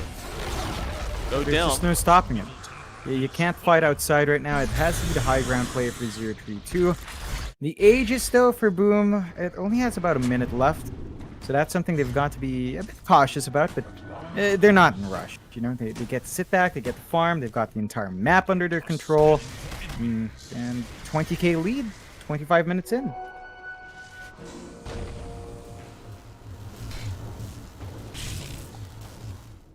Going back down bot. Hyde has just been so influential here on this Tiny, and they can smell Matthew, Johnny. I don't know what. No. Matthew is not under vision. I don't know how they know every time. But they know exactly where he is. They will take him out. Oh man, Matthew is 11 of the 30 kills that Boom has. Just a third of all the kills that Boom has had has been Matthew. It's been a rough one for our clock at limited. That's putting it easy. Natsumi. Cool. Yeah, Makoto. I mean, they're playing with their food at this point, Boom Esports. It's not even close. 22k net worth lead. There'll be a Soulbind down. The double silence. Where's your OD? I don't know. Where's the Astral? Just chilling in the back. They do wait out the Aegis at least. Problem is, Dream Missile's got a double damage. Now Hyde's going to jump in with an avalanche toss onto Bok, and he's just gone. Hookshot is going to be out on Hyde, so maybe they can get a trade, and they do. What a Atos. Out onto Matthew. And now an Aghanim Scepter available on Makoto. Yeah, just even more utility. And, you know, you've got that upgraded Wind Run. Gonna be nice to have that. Level 20 on Mikado. Compare that to Nico's 15. Massive 5-level lead. It's tough now. 032, of course, their high ground is still intact. Their tier 3 is still alive, but they don't have any access points on the map left. These tier 3 items, it's gonna be slow going for them to find some camps to farm those up. They even found a nice craggy coat there, so if you wanted FBZ to get just a little bit tankier, I guess he could take that. Not that he really needs the bonus armor. It's a tricky one. 032. I think they've got to play as a team. There's something missing here. Like, they drop that soulbind, but they don't get the astral off. That is key. That is how they win these engagements. Just get an immediate 6 stacks on the Santies, and then you can think about dropping it hard. Now there's a heart on Dreamocell, and it's getting really hard to kill him off. Dreamocell only wants to start that high ground push once again. Smoke up, Matthew, he'll go for a hook, and it's a good one. He's got 2 on the cogs. It's going to be FBZ and Hyde. With the soulbind flying out, but Matthew just gets bleeded by Dreamocell, and now they look to turn it back around. Looping from the backside. They've got the Dark Rift going. They want out of here. They get the Yules off onto the Unlord, and Nico just dies. Oh no. It looked good, right? They get a great hookshot cogs, the soulbind on top, but it's just not enough. Horn.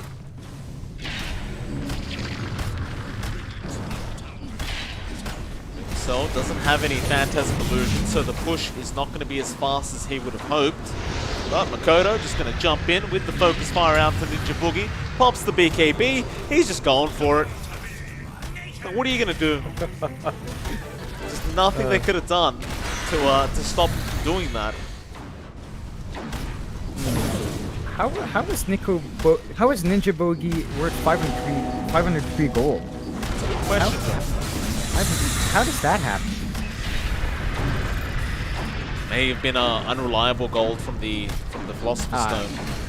Oh yeah, that's fair. That's fair. Still, the defense.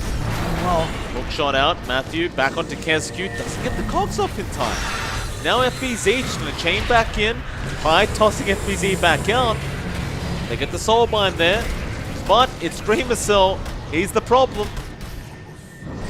Natsumi is getting destroyed by Makoto, and Nico is also gone on the OD. Matthew just going to hide in the trees and try to TP out, and we'll make it out. But, oh, Bok is not going to be so lucky. Dreamocell on a tear. Ooh. Back to the Rats. Yeah, I mean, there's nothing to stop them. No buybacks. It can be half a minute until these cores are back up. Gonna slowly demolish that high ground, and boom, they've got sustain, they've got Guardian Greaves from FVZ to fill them up again. They've got an Ags on Dreamocell. Who's he gonna clone? Well, the Ags just clones everyone now. Nah, like you can select an ally to clone out, or you get an extra one. So I'm not sure which one you'd want. I mean, you'd probably just want the extra one, right? Unless you for some reason want a clone of Mikado for Matthew. whatever purpose. Oh, Matthew. Yeah, it's a tough one for old Matthew. 13 out of 39. Keeping it at 1/3. Get a Malice, gonna be a nice jump in from Natsumi, but the BKBs are out from Makoto. Look at Bok just melt on the Unlord. He'll at least lose Kescue, but he's gonna buy back, and Natsumi's gone, but he'll buy back. They're gonna try to defend this final lane of barracks. BZ gonna use himself up. He's gonna be chained up, looking for a chains, and does get it off, and now Makoto with the focus fire. They'll take down Bok. Back to the tier 3 tower. 35k net worth lead. Dota Plus has given up 100% the way of Boom Esports. FBC. He just casually throws out the chain in the middle of the lane over and over again. Just to, I don't know, it just makes people panic, I guess. Yeah, just to keep you on your toes. It's not like a punch though. But into the Roche, why not? Well, you know, just to tie it up. Roshan, Aegis Cheese for Boom coming out here, and well, 032, they can't go out. They can't stop it. Just Tip Kesky. He's got the He Aegis. brought his courier. Oh yeah, of course. That's exactly it. Because he bought back, right? Yep. He bought back, so he needs that second. That's how confident Boom are they've won. They're giving their CM the Aegis, and like I said, Dota Plus is agreeing with them. However, on the other side, Natsumi is trying to get a jump in. Bok already with the Dark Rift now, but Matthew, he's hookshot in, and there's your Phantasm Illusions coming out, and they Dark Rift away. GG is called. Yeah. It's a valiant attempt for 032. But Boom, they weren't joking around today, Mike. Dominant wins, start to finish, game 1 into game 2, 14 to 40, 40k lead at 33 minutes. We have never seen such a wide gap at 33 minutes in, and Boom, well, there's a reason why they're up there in Southeast Asia right now. When they're on fire, Mike. Well, speaking of teams being up there, John, our last series of the night is going to involve arguably the top team right now, just based off the last tournament we casted. TNC Predator are going to be up against Neon Esports. So that's going to be our final series of the night, and that will be coming up in about 10 minutes. It's MLP Dota and Dronix Fire, and we'll see you once that next draft is available. See you then.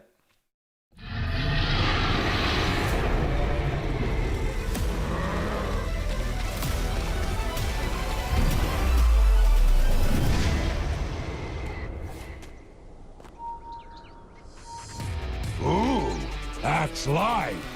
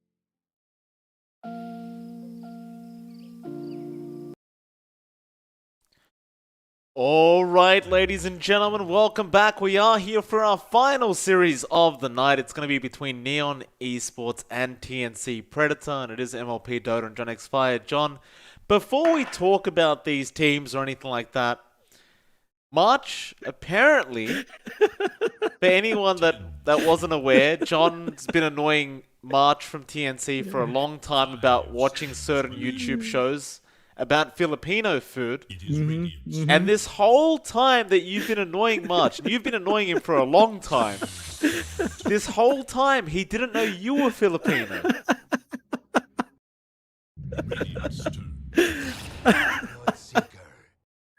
Oh, I love March. I love March. I don't know how, but it's been literal months since I've been asking the dude about Filipino food. Not even months, maybe almost a year now, hasn't it? But I don't know how the connection wasn't made. I guess you know what? It's because March has better things to think about. You don't need to bother thinking about me. Well, I mean, it doesn't matter, So doesn't take that much brain power, John, to figure out that that you must be Filipino if you're recommending Filipino YouTube channels. But well, what did you call him afterwards? You said something in a different language that apparently nobody could translate for the poor guy. He was just left guessing. Lodi. Lodi's so it's Lodi's idol in reverse, right? IDOL reversed Lodi, and that's what we say here. Or it was a fad. I don't know if people still do it. I'm like a year out of date, 2 years out of date because of how long I stayed in Singapore. But that's what you call people who you look up to, Lodi. So March, Lodi, TNC, full of Lodis, Neon, Lodi. All these guys are idols, mga Lodi, as we'd say.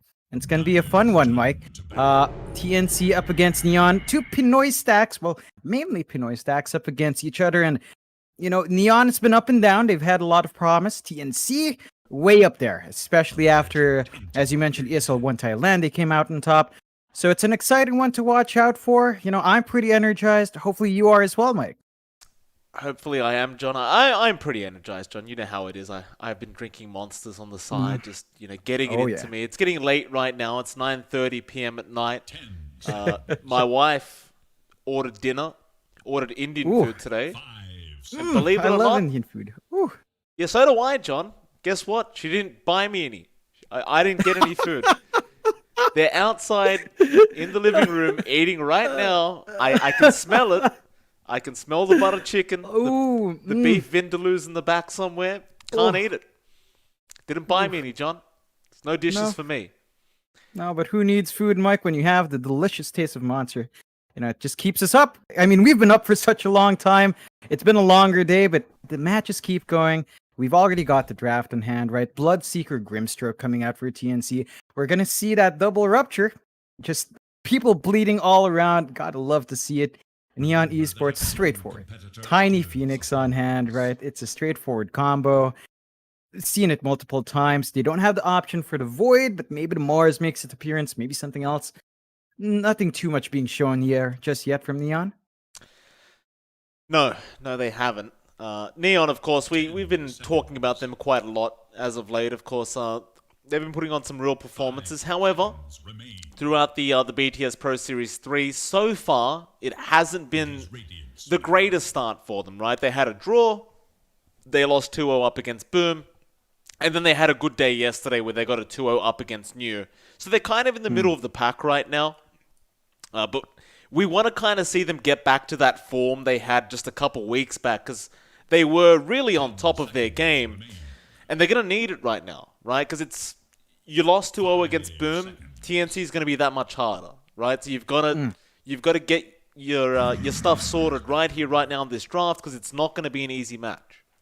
No, definitely not. And the thing about these two teams facing up against each other as well is because both of these teams value that Chen. TNC's March Chen is super scary, along with Neon, of course, Scam and John Yuel. Chen, you're not going to see that slide through. So that comfort pick for Neon gets put on the back, and they're probably not going to see it at all in this series. So that means Neon has to bring out a different playstyle. We're going to have to see what Scam hero comes out, because again, we've seen a lot more unorthodox heroes for Scam. Maybe the Scam Spectre starts to make a reappearance. It's something that he really does excel in. He's been playing it ever since we started covering Scam. It's one of his mainstay heroes. And I find that Neon, when they need to go up against these stronger teams, that Spectre is a solid base to build off of. So Neon, I mean, it's still there. You don't quite have the combos for it, and it's still a bit unsafe, but you could opt for it. They go with the clock first. So It's that Clockwork Phoenix combo we've seen a couple of times here, Mike. I believe that does mean JG Phoenix on the offlane. So I tiny like that. clock support duo. Yeah, it's potent, right? And you can play around. If you do land that good cogs, the egg is going to do a lot of work, and the Sunray follow-up is great as well. So solid combos overall. Have to worry just a bit about cogging your own teammates in a Blood Right. That can be a bit dicey. TNC for their part, they just pick up the Venge. Straightforward kind of support pick. Swap people out from the Battery Salt cogs. Gives them some breathing room to disengage here as well. Which means, John, with that Venge, we are more than likely about to see a Gabby Drow pop up. No real surprises if that is going to be the case. Excuse me. Neon Esports can they pick it up now? Yeah, they can. They'll take it. So they'll take the Drow, and that's going to be a deny pick for TNC, but TNC don't care because they will go for the Arc Warden. Oh, it's disgusting, isn't it, John? Ooh, it really is. But it's perfect here, you know? Into a Drow, you're just not going to hit until that MKB is up. You will be able to punish it with, say, the Clockwork, though. So if you hookshot him, you trap him in, the damage can come true. But the Drow's not going to do that damage. I feel like that was a bit of a bait. TNC, they don't, I mean, they could run, they have run the Venge Drow, but I don't think it's when they're most effective. You know, they're much more effective with a lot more active of a lineup. And the Drow for Neon's side, they have nothing to combine it with. Maybe following up in the Clockwork initiation, maybe protecting the Phoenix Egg with a Gust is the big stuff, but that synergy isn't direct. The timings don't quite line up. So Neon's last pick will have to tie this entire draft together. I don't see any heroes that really make complete sense for it, but that's the task they have on hand here. You know, I was reading excuse me, I was reading a funny, a bit of a funny tweet before that made me chuckle a little bit that I thought I'd share with you, John. Shout out to Middle Meepo, by the way. He was the one who brought it up on Twitter. But remember that Saudi prince that spent that has 87,000 battle pass levels? Yeah. Imagine how much he must want the Treasure 3 to come out right now. Like, how many Treasure 3s does he have just sitting in his account right now that he can't access? Could you imagine how many treasures he's waiting to go through? Oh, Ton. Well, actually, not that much, considering how they spread out per level. Sad thing is, it's not that much. Less than you'd expect for that amount of levels, I'll tell you. Less than you'd expect. Probably might not even get the ultra rare. 86,000. That's not very much. Not enough. You know, I still haven't got an ultra rare throughout this battle pass. I've opened 50 plus treasures for each treasure. Can't get an ultra rare, John. Yeah, you know, we make fun of people who play gacha games. If you think about it, this battle pass is a gacha game. So you know, if you look down on gacha games and you spend in the battle pass, you got to think twice about that. It is funny though. Still, Mike, for your case, I'd say get good. You know, you got to spend. You know, if you want to win, you got to spend in that game. It's true. You know, you've got to rack it up. Still? It is true. I didn't spend enough money. That is the case. It was my fault. Your fault. Don't blame it on Gabe. He's fine. Nope. He's just doing the right thing. That he is. TNC Predator.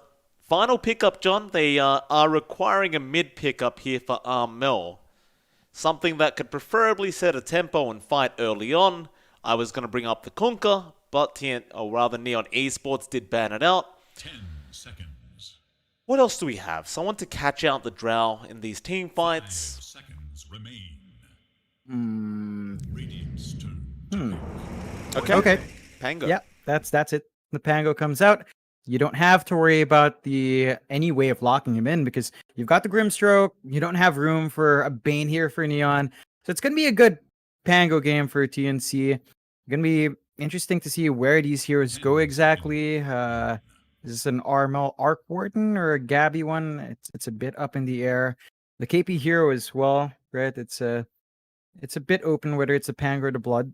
So some options there. I believe it should be KP Pango with maybe Armel Blood, Gabby Arc Warden. That sounds right, but it is open for shuffling for TNC and Neon.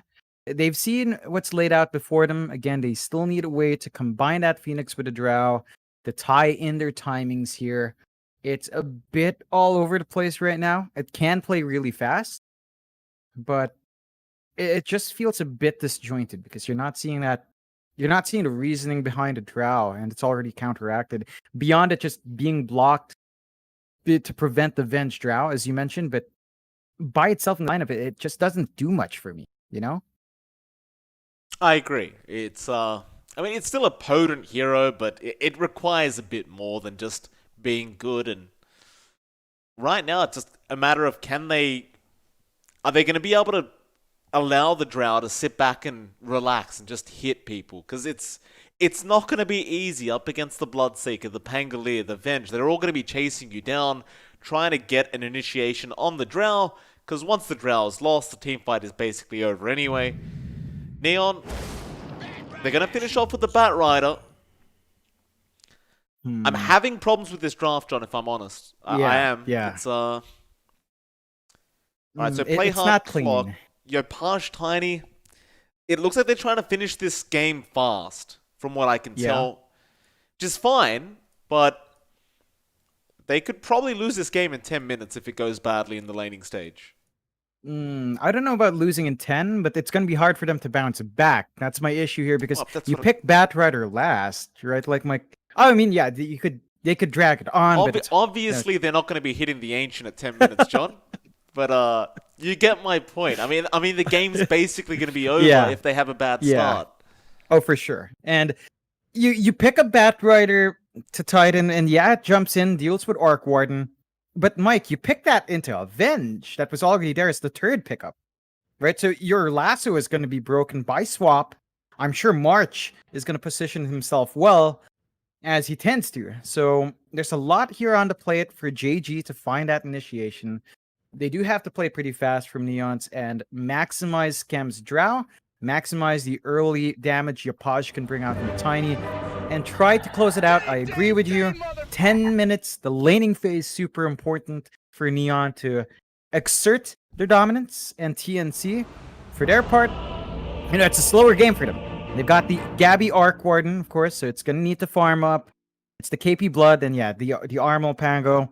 It needs a bit more time cooking, especially Gabby, but if they hold out in those first 10 minutes, then you're good as gravy. Nothing to worry about.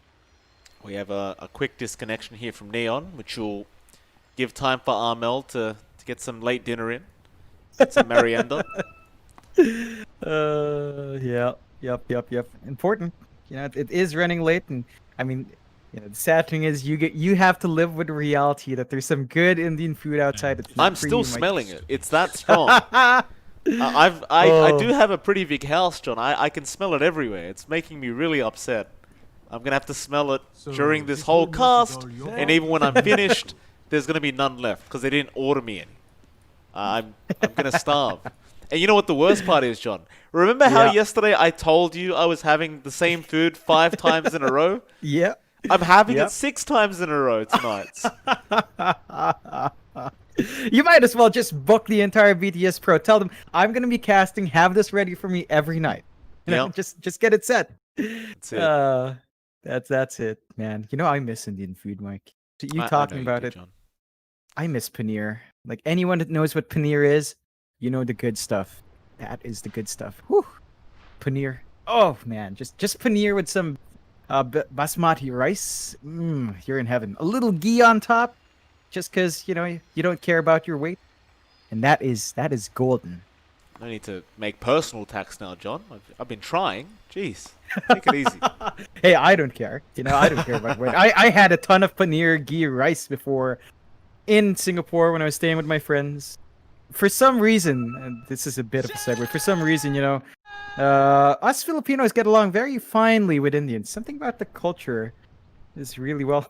What's JG on about? Straight English. Wait, please. Ping Spike just now. Oh, he's making fun of Yopaj typing in straight English. Oh, come on, boys. Yeah. Inglesero, huh? Hey. This is an English stream, sir. I have no idea what you're saying. What did you just say? I would just say it's a term we use to call someone who speaks in English, Englishero, Englishero, an What English speaker. you mean? Like, are you trying? Like, is it another way of saying white person? No, no, like literally someone who enjoys English. Because Ah, it's just yeah, it's like I was called that a lot as a kid. I was actually a lot of people asked me if I was like Filipino American, and they were always confused when I said no. And so they just always called me the Inglesero kid, like the English speaking kid. That weird kid in the corner who can't speak to his friends because he doesn't speak Tagalog. I had a rough upbringing, Mike. Let me tell you. what a loser! Oh yeah. What an absolute. You can't. Well, I thought you could speak it, John. I can, but when I was a kid, it was really bad. It was completely accented. Like if I said a sentence now, and there are Yep. Filipino viewers in there, I'm sure they'd have a laugh about the accent. It's a very stiff accent, and you've heard, and you've also laughed at how stiff it is because you know how Filipino is supposed to sound. It's super stiff. I do sound non-native, and the worst thing is I'm not even from a part of the Philippines where it's completely like Tagalog. It's a mix of like regional dialects, so something called Bisaya, and I literally have no way of talking in that. I just can't speak Bisaya. I just can't. And when I try, my mom gets mad at me because she says I sound really bad. Like my own mom's like, "Hey, shut up, stop it." Could you imagine your own mother's telling you not to speak your native language? Yeah, it's Oh, something. jeez. It's I mean, it's that's not my just- fault. That's so sad. It's like, Jonathan, you shut your damn mouth and speak English. Don't you dare speak Filipino. You disgusting, terrible. Oh, It's pretty goodness. stiff. So there was this one time. Because I was in Singapore at a young age, like 17, my first time out for university, and I was with my friends from the scholarship. We were going out, so we met up at this place. I ran a bit late, and this is a joke only. This is a joke. A lot of Tagalog speakers would get a bit better. So I came up. These guys were mainly from Manila. They spoke Tagalog, and I said in Filipino. So I'm gonna say it in Filipino. Hi guys, sorry I'm late. Nalibog ako. Right? Nalibog ako, which in Bisaya means I'm lost. My friends looked at me weird, and I didn't know why. And apparently, nalibog has a very different context that I just realized you can't say on stream. It's a state of mind. It's not. It's a state of mind that doesn't quite line up. So when I said I was lost, they thought I said something else, and Oh it caused my some very goodness. confusing exchanges right there. Jo- So you see, even when I speak my own language, I fail. So you're telling me not only can you not get your language right, John, you can't even tell me the joke right. Now we can't No, even. I can't. Oh, I can't say it. ladies and gentlemen, I apologize. I apologize for this. Whatever this is from John X Fire. We'll, take some of that casting money you're making, sir, and we'll have to take you to Tagalog classes and get you sorted out. This is- I tried, Mike. Grade school, high school, I barely passed. This guy has no chill, man. Did you know what? So we have this we have a book that we're all supposed to read in high school, and y'all Filipino boys would know this. We read something called Noli Matang. It's a book written by our national hero, right? yeah. For me to pass the subject, I didn't even read it in Filipino. I read it in English. Oh, goodness. Answered me. from that. I just couldn't do it, man. I was just so Oh. bad. It was so bad. It was like old Filipino, so very formal. I couldn't read it. It just bored me to death, and I couldn't understand half of it. Even less. I couldn't understand less than half. Very Way, upsetting. Way less. In, Oh yeah. but you know how to speak it now, right? I mean, I speak it as well as I've always spoken it. Which But like, means- if somebody came up to you and said, "Hey, John, I've got this gig. I'm gonna pay you 10 times any other casting gig, but you need to do it in Filipino." If Valve called you and said Oh, they need a God. Filipino caster tomorrow for TI-10, Mm, are you telling me you couldn't do it in Filipino? I could do it. It's just gonna be really bad. Oh I think no! the audience would throw tomatoes at me. Like the Filipino audience would just laugh me out. It would not go well. I mean, it would not go well. It Oh, just wouldn't. goodness. It would really ruin me. on the bright side, maybe right now, I would be so happy if TNC decided to force March to eat some Filipino food. I'm just surprised they haven't done that. Like, again, he says he likes tapa, right? You know what tapa? Cured meat. Mm-hmm. And it's so basic. Like, there's so much unique, interesting foods, and I feel like Filipino and Korean tastes kind of line up. It's just funny, I though. just want March to have some. It's funny that that's the only thing he'll eat, because when I met QO a few weeks ago, he ate all my jerky, which is basically cured meat. Yeah, exactly. Huh? Maybe it's an MVP Phoenix thing, huh? Yeah. I was annoying QO about MVP Phoenix as well, John. I've been trying to get him to try and get it started again. Tells me there's no chance of it happening, but I'm going to keep trying, so don't you worry. Yeah, keep trying for all of us, Mike. That's everyone's wish. 100 ping handicap for Armel. Alright, partida na daw. Maawa ka naman. They're just saying give Armel a handicap just to give us a chance. Japoy's asking for a chance. Yeah, Yopaj, right? We talked about this. Yopaj, Japoy. It's a flip around like Lodi. Idol and Lodi. Yeah, we're weird, man. I don't know. It's alright. It's funny because you're the one living upside down, Mike. You should be the one flipped, but we're the ones flipping it. It is true. There you John. It's very hard to go to the bathroom when we're upside down. Very hard. You learn to do it. Yeah, it's still not too much excitement over this yet. Look at this Just bot lane though. pokes. They've just been left alone here. KP and Scam. There's a lot of heroes up top. 4 heroes from TNC. They're going to try and go for a fight. And play hard, going after March, but now the surround is here and they are going to just focus down play hard. And I'm getting PTSD from the last game, John.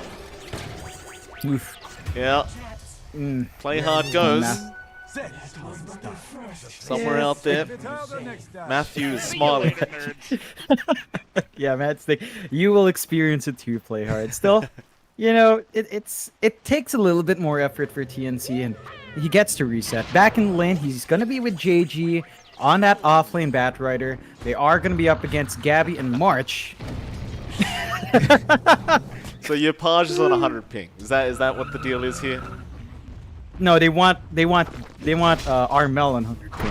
No, but I think as I'm pretty sure your Page is on 100 ping, dude. no. Gabby's saying, "Do you want 100 ping handicap on Armel?" And they're like, "Nah." And March is like, 100 ping is nothing for him. Not much of a handicap, pause. frankly. Gabby's it's dinner Gabby's time, paused Mike. us. Yeah, it's dinner time. Get a few in there. Start the pancakes up. I do wonder what it is. The ironic thing is KP's playing from Australia, and he's never disconnected. Like, all of you, all the rest of 9 other players are Filipinos playing on the Singapore server. KP is the only one in Australia right now, and he's not having any problems. Yeah. It's as expected. Yopaj. This was a pause from TNC. Yopaj takes the time to just get a disconnect as well. Why not? But yeah, because it's a different level of bad, Mike. What can I say? Just on a whole new level. It's a whole new world of disconnects. Oh man, chat. I just checked. Chat. Yeah. I just checked. They went wild over that story. They know. Y'all know what I said. Yeah, to my friends, that one with Libog. I'll just say it because I can't get in trouble. It's in Filipino. Libog. No, hold on. Don't say anything. We don't know if we're gonna get in trouble. Jesus. All right. Too me. much fun there. Too much fun. Too much fun. Back to the game. Back to serious mode. So KP at this bot lane going to be up against Scam and John Yuel. Tim's also going to be there, and actually this Phoenix is in a bit of danger. Should be alright though, surely. Be fine. Just find that tier 1 tower and we'll have to salve up. And that's one of the difficulties of laning against that Bloodseeker. Every time you drop low, you're pressured to immediately heal up. The salves are that much more important. Every tango counts. Because once you drop low and KP gets level 2, Thirst kicks in and he can use that low HP advantage to push into Scam and get a lot of damage off. Have to be careful about balancing it on that Phoenix. Mid lane going very evenly so far, but Armel, he's hit that level 3 mark now, so that lucky shot is going to start coming into this this 1v1, and of course lucky shot can be very, very frustrating to play against, especially when you are the tiny. Armel going to continue trying to get that proc, and will continue using those voice lines against your Paj. Yeah, this is the risk for your Paj. Every disarm, he's just not winning these trades. Going to be important on those power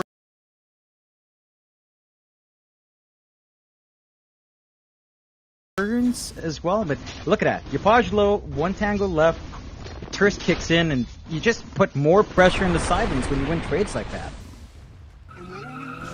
Just gotta be careful. Swashbuckle here from Armel. He wants to go for it. Have a look at the top lane quickly. March is there on the Venge, of course, with Gabby on the Arc Warden. Are you watching? They have Play Hard on the clock and JG on the Bat Rider. Fairly standard stuff here, not too much happening. Looks like Gabby has been sitting very far back, making sure JG can't get too aggressive with this Bat Rider. That's the idea, right? As long as you stay away from him, you should be fine. Yeah, and it's been smooth going. With Gabby's farm is not outstanding, 6-4, 7-4 now. Compare that to a slightly better time for Scam on bot, but you're not gonna cry about it like JG. As this Bat Rider, he's not getting as much pressure, and that's the important bit. As long as you're not being shoved away by a bat, you're doing your job in the safe lane. You're gonna be able to dip in that jungle anyway as the Arc Warden, and if once you get that Midas, in fact, just a bit of action. JG gonna go for a Firefly, and they have got March cogsed up, so March should be easily going down, and they do get him. Nice pick off there from Neon Esports. Of course, March will be okay with it, knowing Gabby was left alone. With that Firefly down for another 30 seconds, he can have some peace and quiet. Yeah, it's not the worst here to lose, and you know, March was low on mana as well, so he gets a bit of a reset going back into the lane. Just gonna be able to get some spell spam out. In fact, he actually heads mid to help secure those 4-minute bounties, so you can see that focus on getting those runes up here. Doing you well. Sharpen that mid lane for a second, but can't do too much on the Phoenix at the moment. Your Paj, however, is copping so much harass, and as soon as that stun came out from March, it'll force out the TP from Play Hard. And you see March, he just runs straight back up top. He was more than happy with that TP being expended, but Armel is gonna die because of it. Ooh, yeah, Oh. ruthless, your Paj. With the punishment from the Avalanche toss, just getting it onto the cogs as well, perfectly spaced out there. Kim's bot lane getting very low on this Grimstroke. Mike, yeah, he does tick out, and now the Fire Spirits do connect onto KB. Those are level 2 Fire Spirits, so KB gonna survive on 15 HP and is gonna TP out in time and be just fine. And Neon starting to find that aggression, putting a dent here on the progression of TNC. Not quite where it matters, but you're gonna take it anyway. You're slowing KP's progression in the Bloodseeker, you're giving space towards Skem.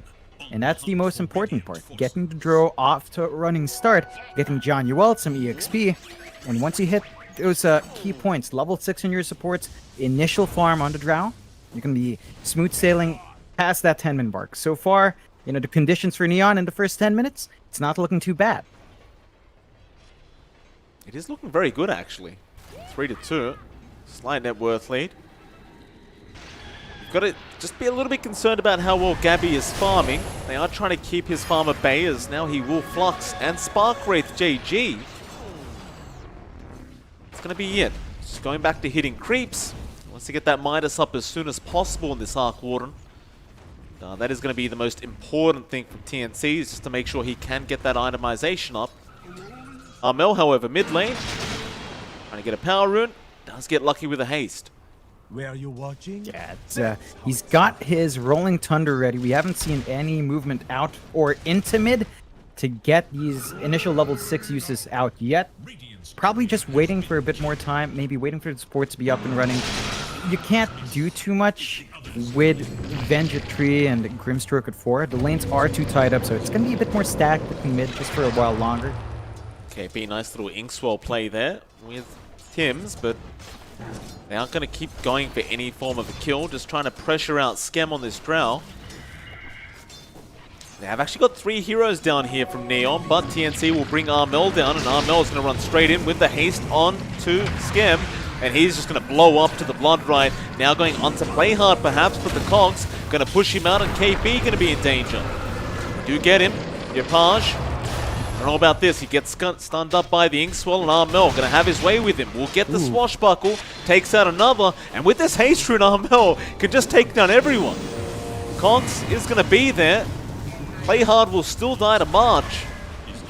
March, he thought about diving tier 1s, but the rest of his team did not want to. He will back off in time. And it looks like, it looks like March was right. 100 ping is nothing to Armel if he is on that handicap. They just find those kills, and they set themselves up to keep that pressure bot. It's only John Uel around, but they've still got 3 heroes here, TNC. John Uel be able to swash, or rather Icarus dive away. See, because of that rotation from Armel, Skem, he just TPs into the mid lane on the Drow and tries to get some free farming going there.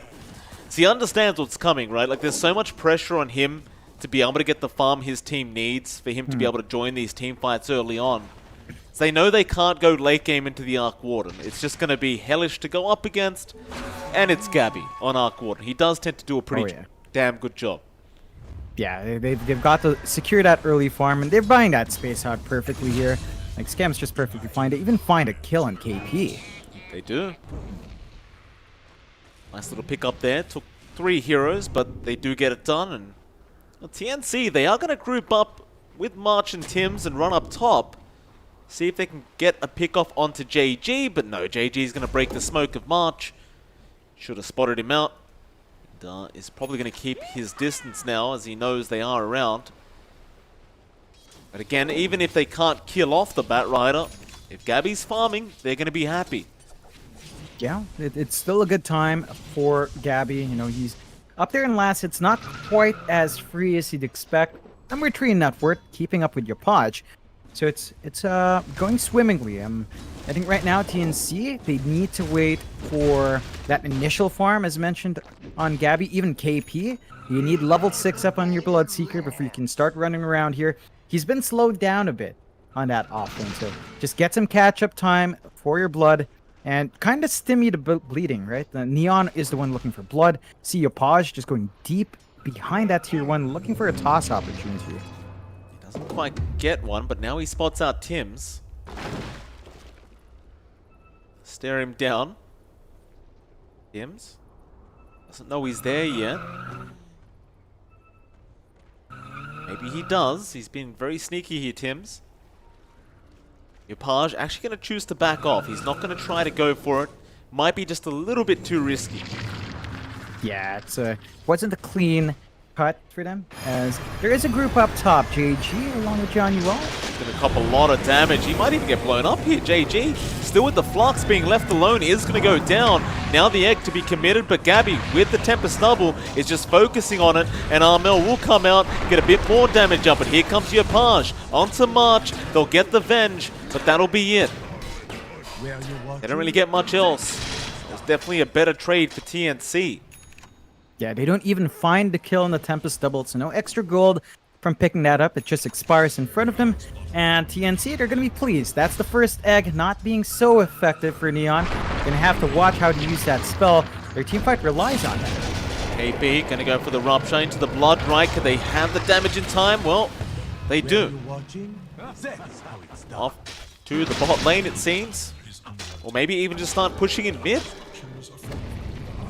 They've got so many heroes here. It's a bit unorthodox to go for that mid lane first, but if you think you can do it, you may as well, and Gabby seems to believe he can. Yeah, they've got the right click speed. He's got the Midas, so he does hit a lot faster. You don't have the level in Magnetic, but you don't need it when you hit that fast anyway. They're going to do lots of chip damage here. Look at Gabby, just the Tempest double, gonna kill off Play Hard. Ooh.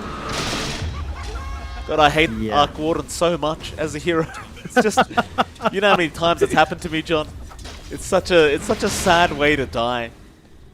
Yeah, it is. It is. But Gabby just getting the punishment out. And they did find a tier 1 top here, Neon. So they found an objective for their troubles. Skem is sort of freely farming. He's been left alone for a long time. He is going to have his Dragon Lance up soon.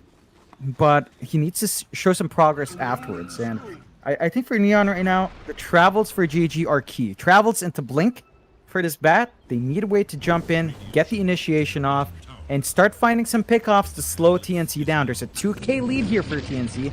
That's just going to ramp up as the Midas continues to get used up by Gabby. He's going for the Maelstrom next, right? On this Arc Warden. It's the standard build-up. Is under attack.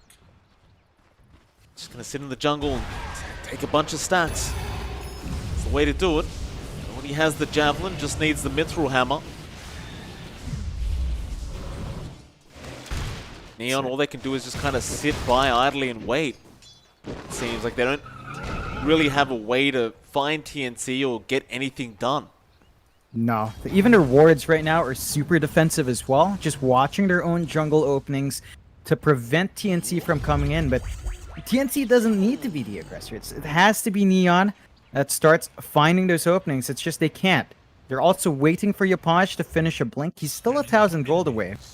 And they just can't do anything until those tools are up. They get a scan off, but it's clear where they are. They get a ward out, but that's going to be dewarded immediately. And now with the Soulbind, and Armel is coming in with a double rupture out as well. Ooh, they get the egg off in time. It's not going to matter. Oh, that's a rough one.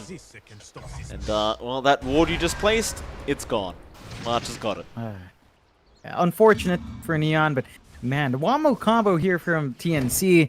Soulbind, double rupture. Ooh, you just can't do anything once you're caught in that. And Neon has to be cautious. They're bleeding their supports, so the bright side here is that the cores have a ton of space to farm up. This farm just has to matter. I believe that's the travels for JG flying out, and they're going for the defense. They could get Armel, be a big pick-off. He doesn't have the Rolling Thunder. Can't really catch him out. Hook shot, nice from Play Hard. Do they have the damage to follow up? Look at Gabby's damage. Just taking out half his HP already, and he's going back for the T1 tower with the Tempest double, and it is going to get denied at least. So they do save the gold on Neon Esports. Back towards Yapaj, however, who went way too far forward by himself. He's going to die. It's not the hero you want dying. In fact, Skem. Haste Rune activated by Armel. He's going to think better of it. And now JG going for a nice lasso onto March. They're trying to settle for any kill they can get. But look at Armel. He wants to jump into the cogs and deal with Play Hard. And he does. He'll just roll his way out. Call that one a drive-by, John. Yep, that it is. Armel cleanly finding that kill, and TNC find themselves a 4k lead. 7-13 now at the 15-minute mark. They really need these blinks to come out here for Neon. That is basically it. JG with the travels can apply pressure in the lanes, so he is free to just go around, play in the riskier lanes, TP out afterwards. But they need the blink timing. So Podge is about 400 gold off. Once you've got that, again, the Tiny can come in, burst some heroes down. Big one, easiest one, would have been KP, but he does have a Hood of Defiance up, so even a Bloodseeker's a bit tough. Maybe just settle for the supports and snowball that way. March tends to be a bit far forward or isolated to buy space. That's a hero they can punish, but beyond that, just waiting for JG's own blink. At least, well, Yapaj actually finishes up, Royal speaking, so they've got an option with the Tiny.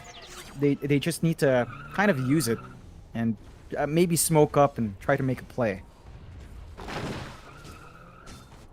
Top lane Armel is having a look at JG, I believe, on the Batrider, but we do have a quick disconnection out from Yapaj. These Neon are having some issues with the internet. As you stated, it is the rainy season right now, so it's to be expected. Yep. How heavy is the rain, by the way, where you are, John?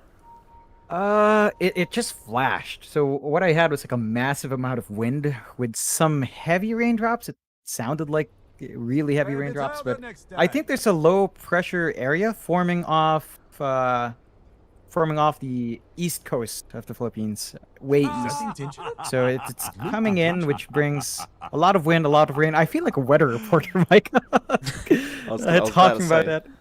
that. Very good, John. But yeah, it's a lot of rain. It's a lot of rain. Might be causing some. Well, it more than likely is causing net issues here, as you can see from Neon. But hopefully not for too long. I do believe their pause time ticked down as well. I think Zex pointed that out a while ago, like 6 minutes a while back. That was a very long pause. Starting to dig in, and of course, you remember. I believe that pause time is shared between games, so you don't want to run out of pause time into game number 2. You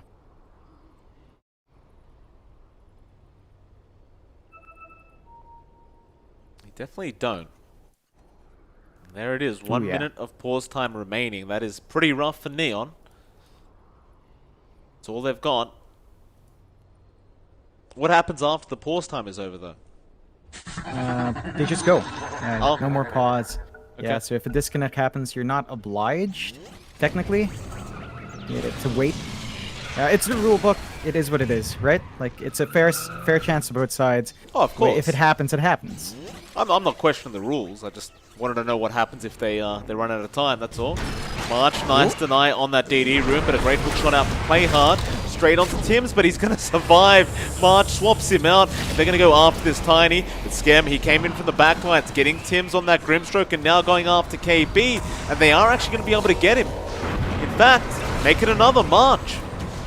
Came back in on the Venge, and suddenly TNC has lost 3. Really big pickups there for Neon. Finally finding that momentum. That blink from Yapaj not even coming into play. They just managed to clean up with a good hook shot in a very tight spot. Have to be careful though, as TNC, they're still clumped up. They've got a numbers disadvantage. That doesn't seem to dissuade Armel from showing himself in that wave. Play Hard just cops a bunch of Spark Wraiths and is probably going to die to a Tempest Double now. He does get tossed away, and they do Sunray him up. He'll make it out. Very, very tough game for the Clockwork. So that's one thing that hasn't changed, is Gabby is still farming very, very well. The only difference being now, Skem is at the top of the net worth board. Yeah, he's had a fantastic time staying in that jungle, clearing out stacks, building up on the Drow. Has the Yasha up with a Dragon Lance, going towards that Manta style next. So it's going to be harder to pin down Skem. It's going to be at least tanking through a lot more hits, and going to be able to self-purge if he is in a dicey spot. TNC, their lead down to 1k. And when you have the Arc Warden, a 1k lead is usually not a good sign. They need to start widening it, start finding a few key pickoffs. AG, nice lasso out. They got the big target in Armel. Yapaj going to be out with the Avalanche, but no toss back yet. In fact, he doesn't even have it. Good hook shot in from Play Hard, but they are still moving forward onto Yapaj, who has been ruptured up and now swapped out. And Yapaj is still there. Nobody's taken him out yet, but KP will come in and clean it up. Now the XP committed. Skem, he wants to keep fighting. And March looks to fall here on the bench unless that multi-shot misses like that. And March will survive for a bit longer as he does get another swap off onto JG. And they're going to turn back around now. Stroke of Fate, not going to quite connect, but the Blood Right should. They do not get the dust, or rather gust off. Armel cutting off from the side. They won't be able to finish him off, but they do win out that team fight, TNC. Yeah, it's a pretty bloody one, but they come out on top. Again, you're seeing the effect of this double rupture coming out. It's just super effective in isolating these heroes, forcing them to make a choice. And Neon aren't quite ready to face up against that. They've got to be a bit more coordinated as well with these pick-off opportunities. When they go for the Blink Lasso, you have to ensure Yapaj is in range to get his combination off. If he's not, the damage, it's not going to be enough, and TNC will have opportunities to bounce back in. So, have to temper that aggression back just a tad for Neon and choose their fights well. Armel committed the Rolling Thunder, but Not going to be able to catch up to the Phoenix. Just going to have to let him go. TNC, they're remaining grouped up as if they want to go for a bit of a smoke here. Tims did bring one along with him, but looks like they aren't going to commit quite yet. However, Neon will. JP. Careful as JG going to look for a target now with the lasso, and they have caught out one in the form of Armel. They're going to burst down the Pango straight away. Tims, he could still be in danger, and ooh, that's an ugly pause time. Gabby is going to pause the game, and looks like TNC might be having issues now. One pause. Tims should guaranteed be dead. And will be. Skem, a double kill on the Drow. Yep, just clean pickoffs for them. Big kill in Armel. Just keeping that Pango back from building up, and he's stalled out a bit in progression. Is just lacking one part for the Halberd to be up and running. That's going to give them a lot more consistent disarm as well for the Drow. Important to find that item soon. For TNC's part, again, they're just trying to give Gabby the space to build up. He's still up there in net worth, but you can see Skem pull away. And that's never a good sign when your Midas here is, well, your double Midas here is not keeping up with someone without it. Like Skem, very efficient in the triangle. Surprising that TNC has not maintained vision or control in that Radiant Triangle to stop this farm. It's going to be a concern here for TNC. I really didn't expect Skem to be this far ahead at 20 minutes in, especially up against that Arc Warden, like you said, with the double Midas, but he is just going to keep going now into a Hurricane Pike, and I realize it's an Arc Warden, but at some stage you've got to be a bit concerned about how hard this Drow is going to start hitting you. It only gets worse as time goes on. Oh yeah. And it's going to get a bit more complicated as well, because he does have the Hurricane Pike up, so even if you catch him out, he's got ways to widen that gap, get himself out of sticky situations here. And TNC, and they still have the slight net worth lead, but it does feel like this is not the progression they want to be seeing right now. Still, I mean, you know, they're putting all their eggs into one basket in Gabby, and they have smoked up. They have. Top tower is under attack. To the triangle. Play hard. Oh, he's going to get caught out here on the clock. Looks like he has no way out. He's gone. Well, John Newell also ruptured up by KB. Mid-Icarus dive, and he's gone. No way of survival, but they're going to go for the team fight anyway. Mel trying to get that Rolling Thunder, but he gets cancelled off, and now the lasso's out from JG, but they don't have the damage. The Soulbind holding them in place, so Armel can get the roll off and go back into them. But they do get the egg. Looks like TNC, they do want to disengage out of here. Not wanting to commit any further. It's a good win for Neon. They're targeting the right heroes. Every time they take out March, gives JG a very clean opportunity to get the lasso off. And March, again, he needs to find that spacing on the Venge just to be on the edge to get a swap off the save. Because if you break that lasso, Neon's play kind of falls apart. Right? It's still a level 1 swap, so it is harder to space yourself out.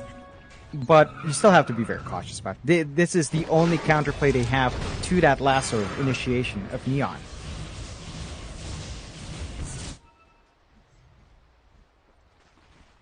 TNC still grouped up as 4.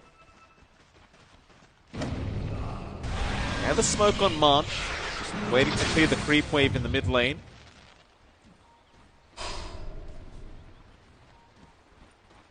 You want to perhaps go for this smoke now? Are they waiting for Tims perhaps?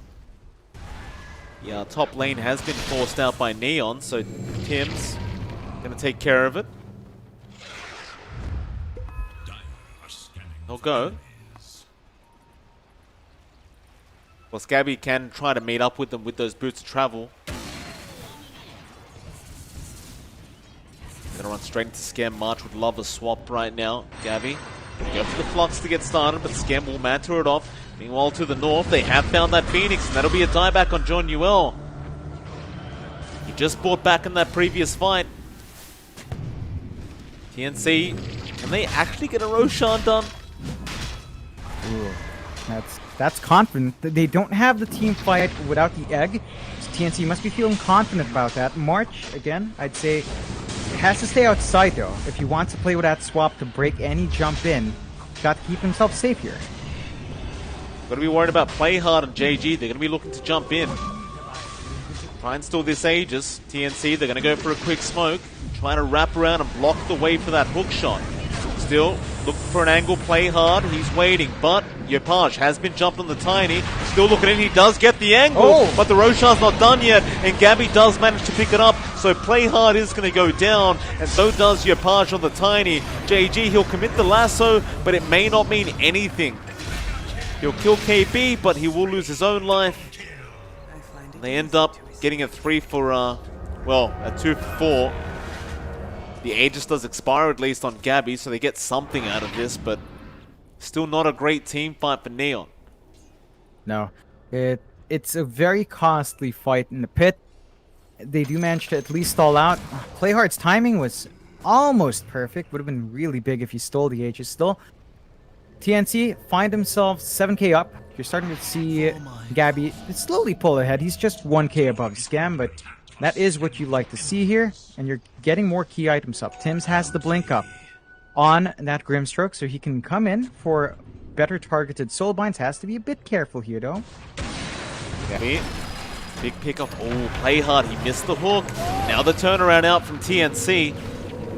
Gonna be a nice easy kill onto play hard. Good rotations out from this dire side, making sure they don't just give away their position 1.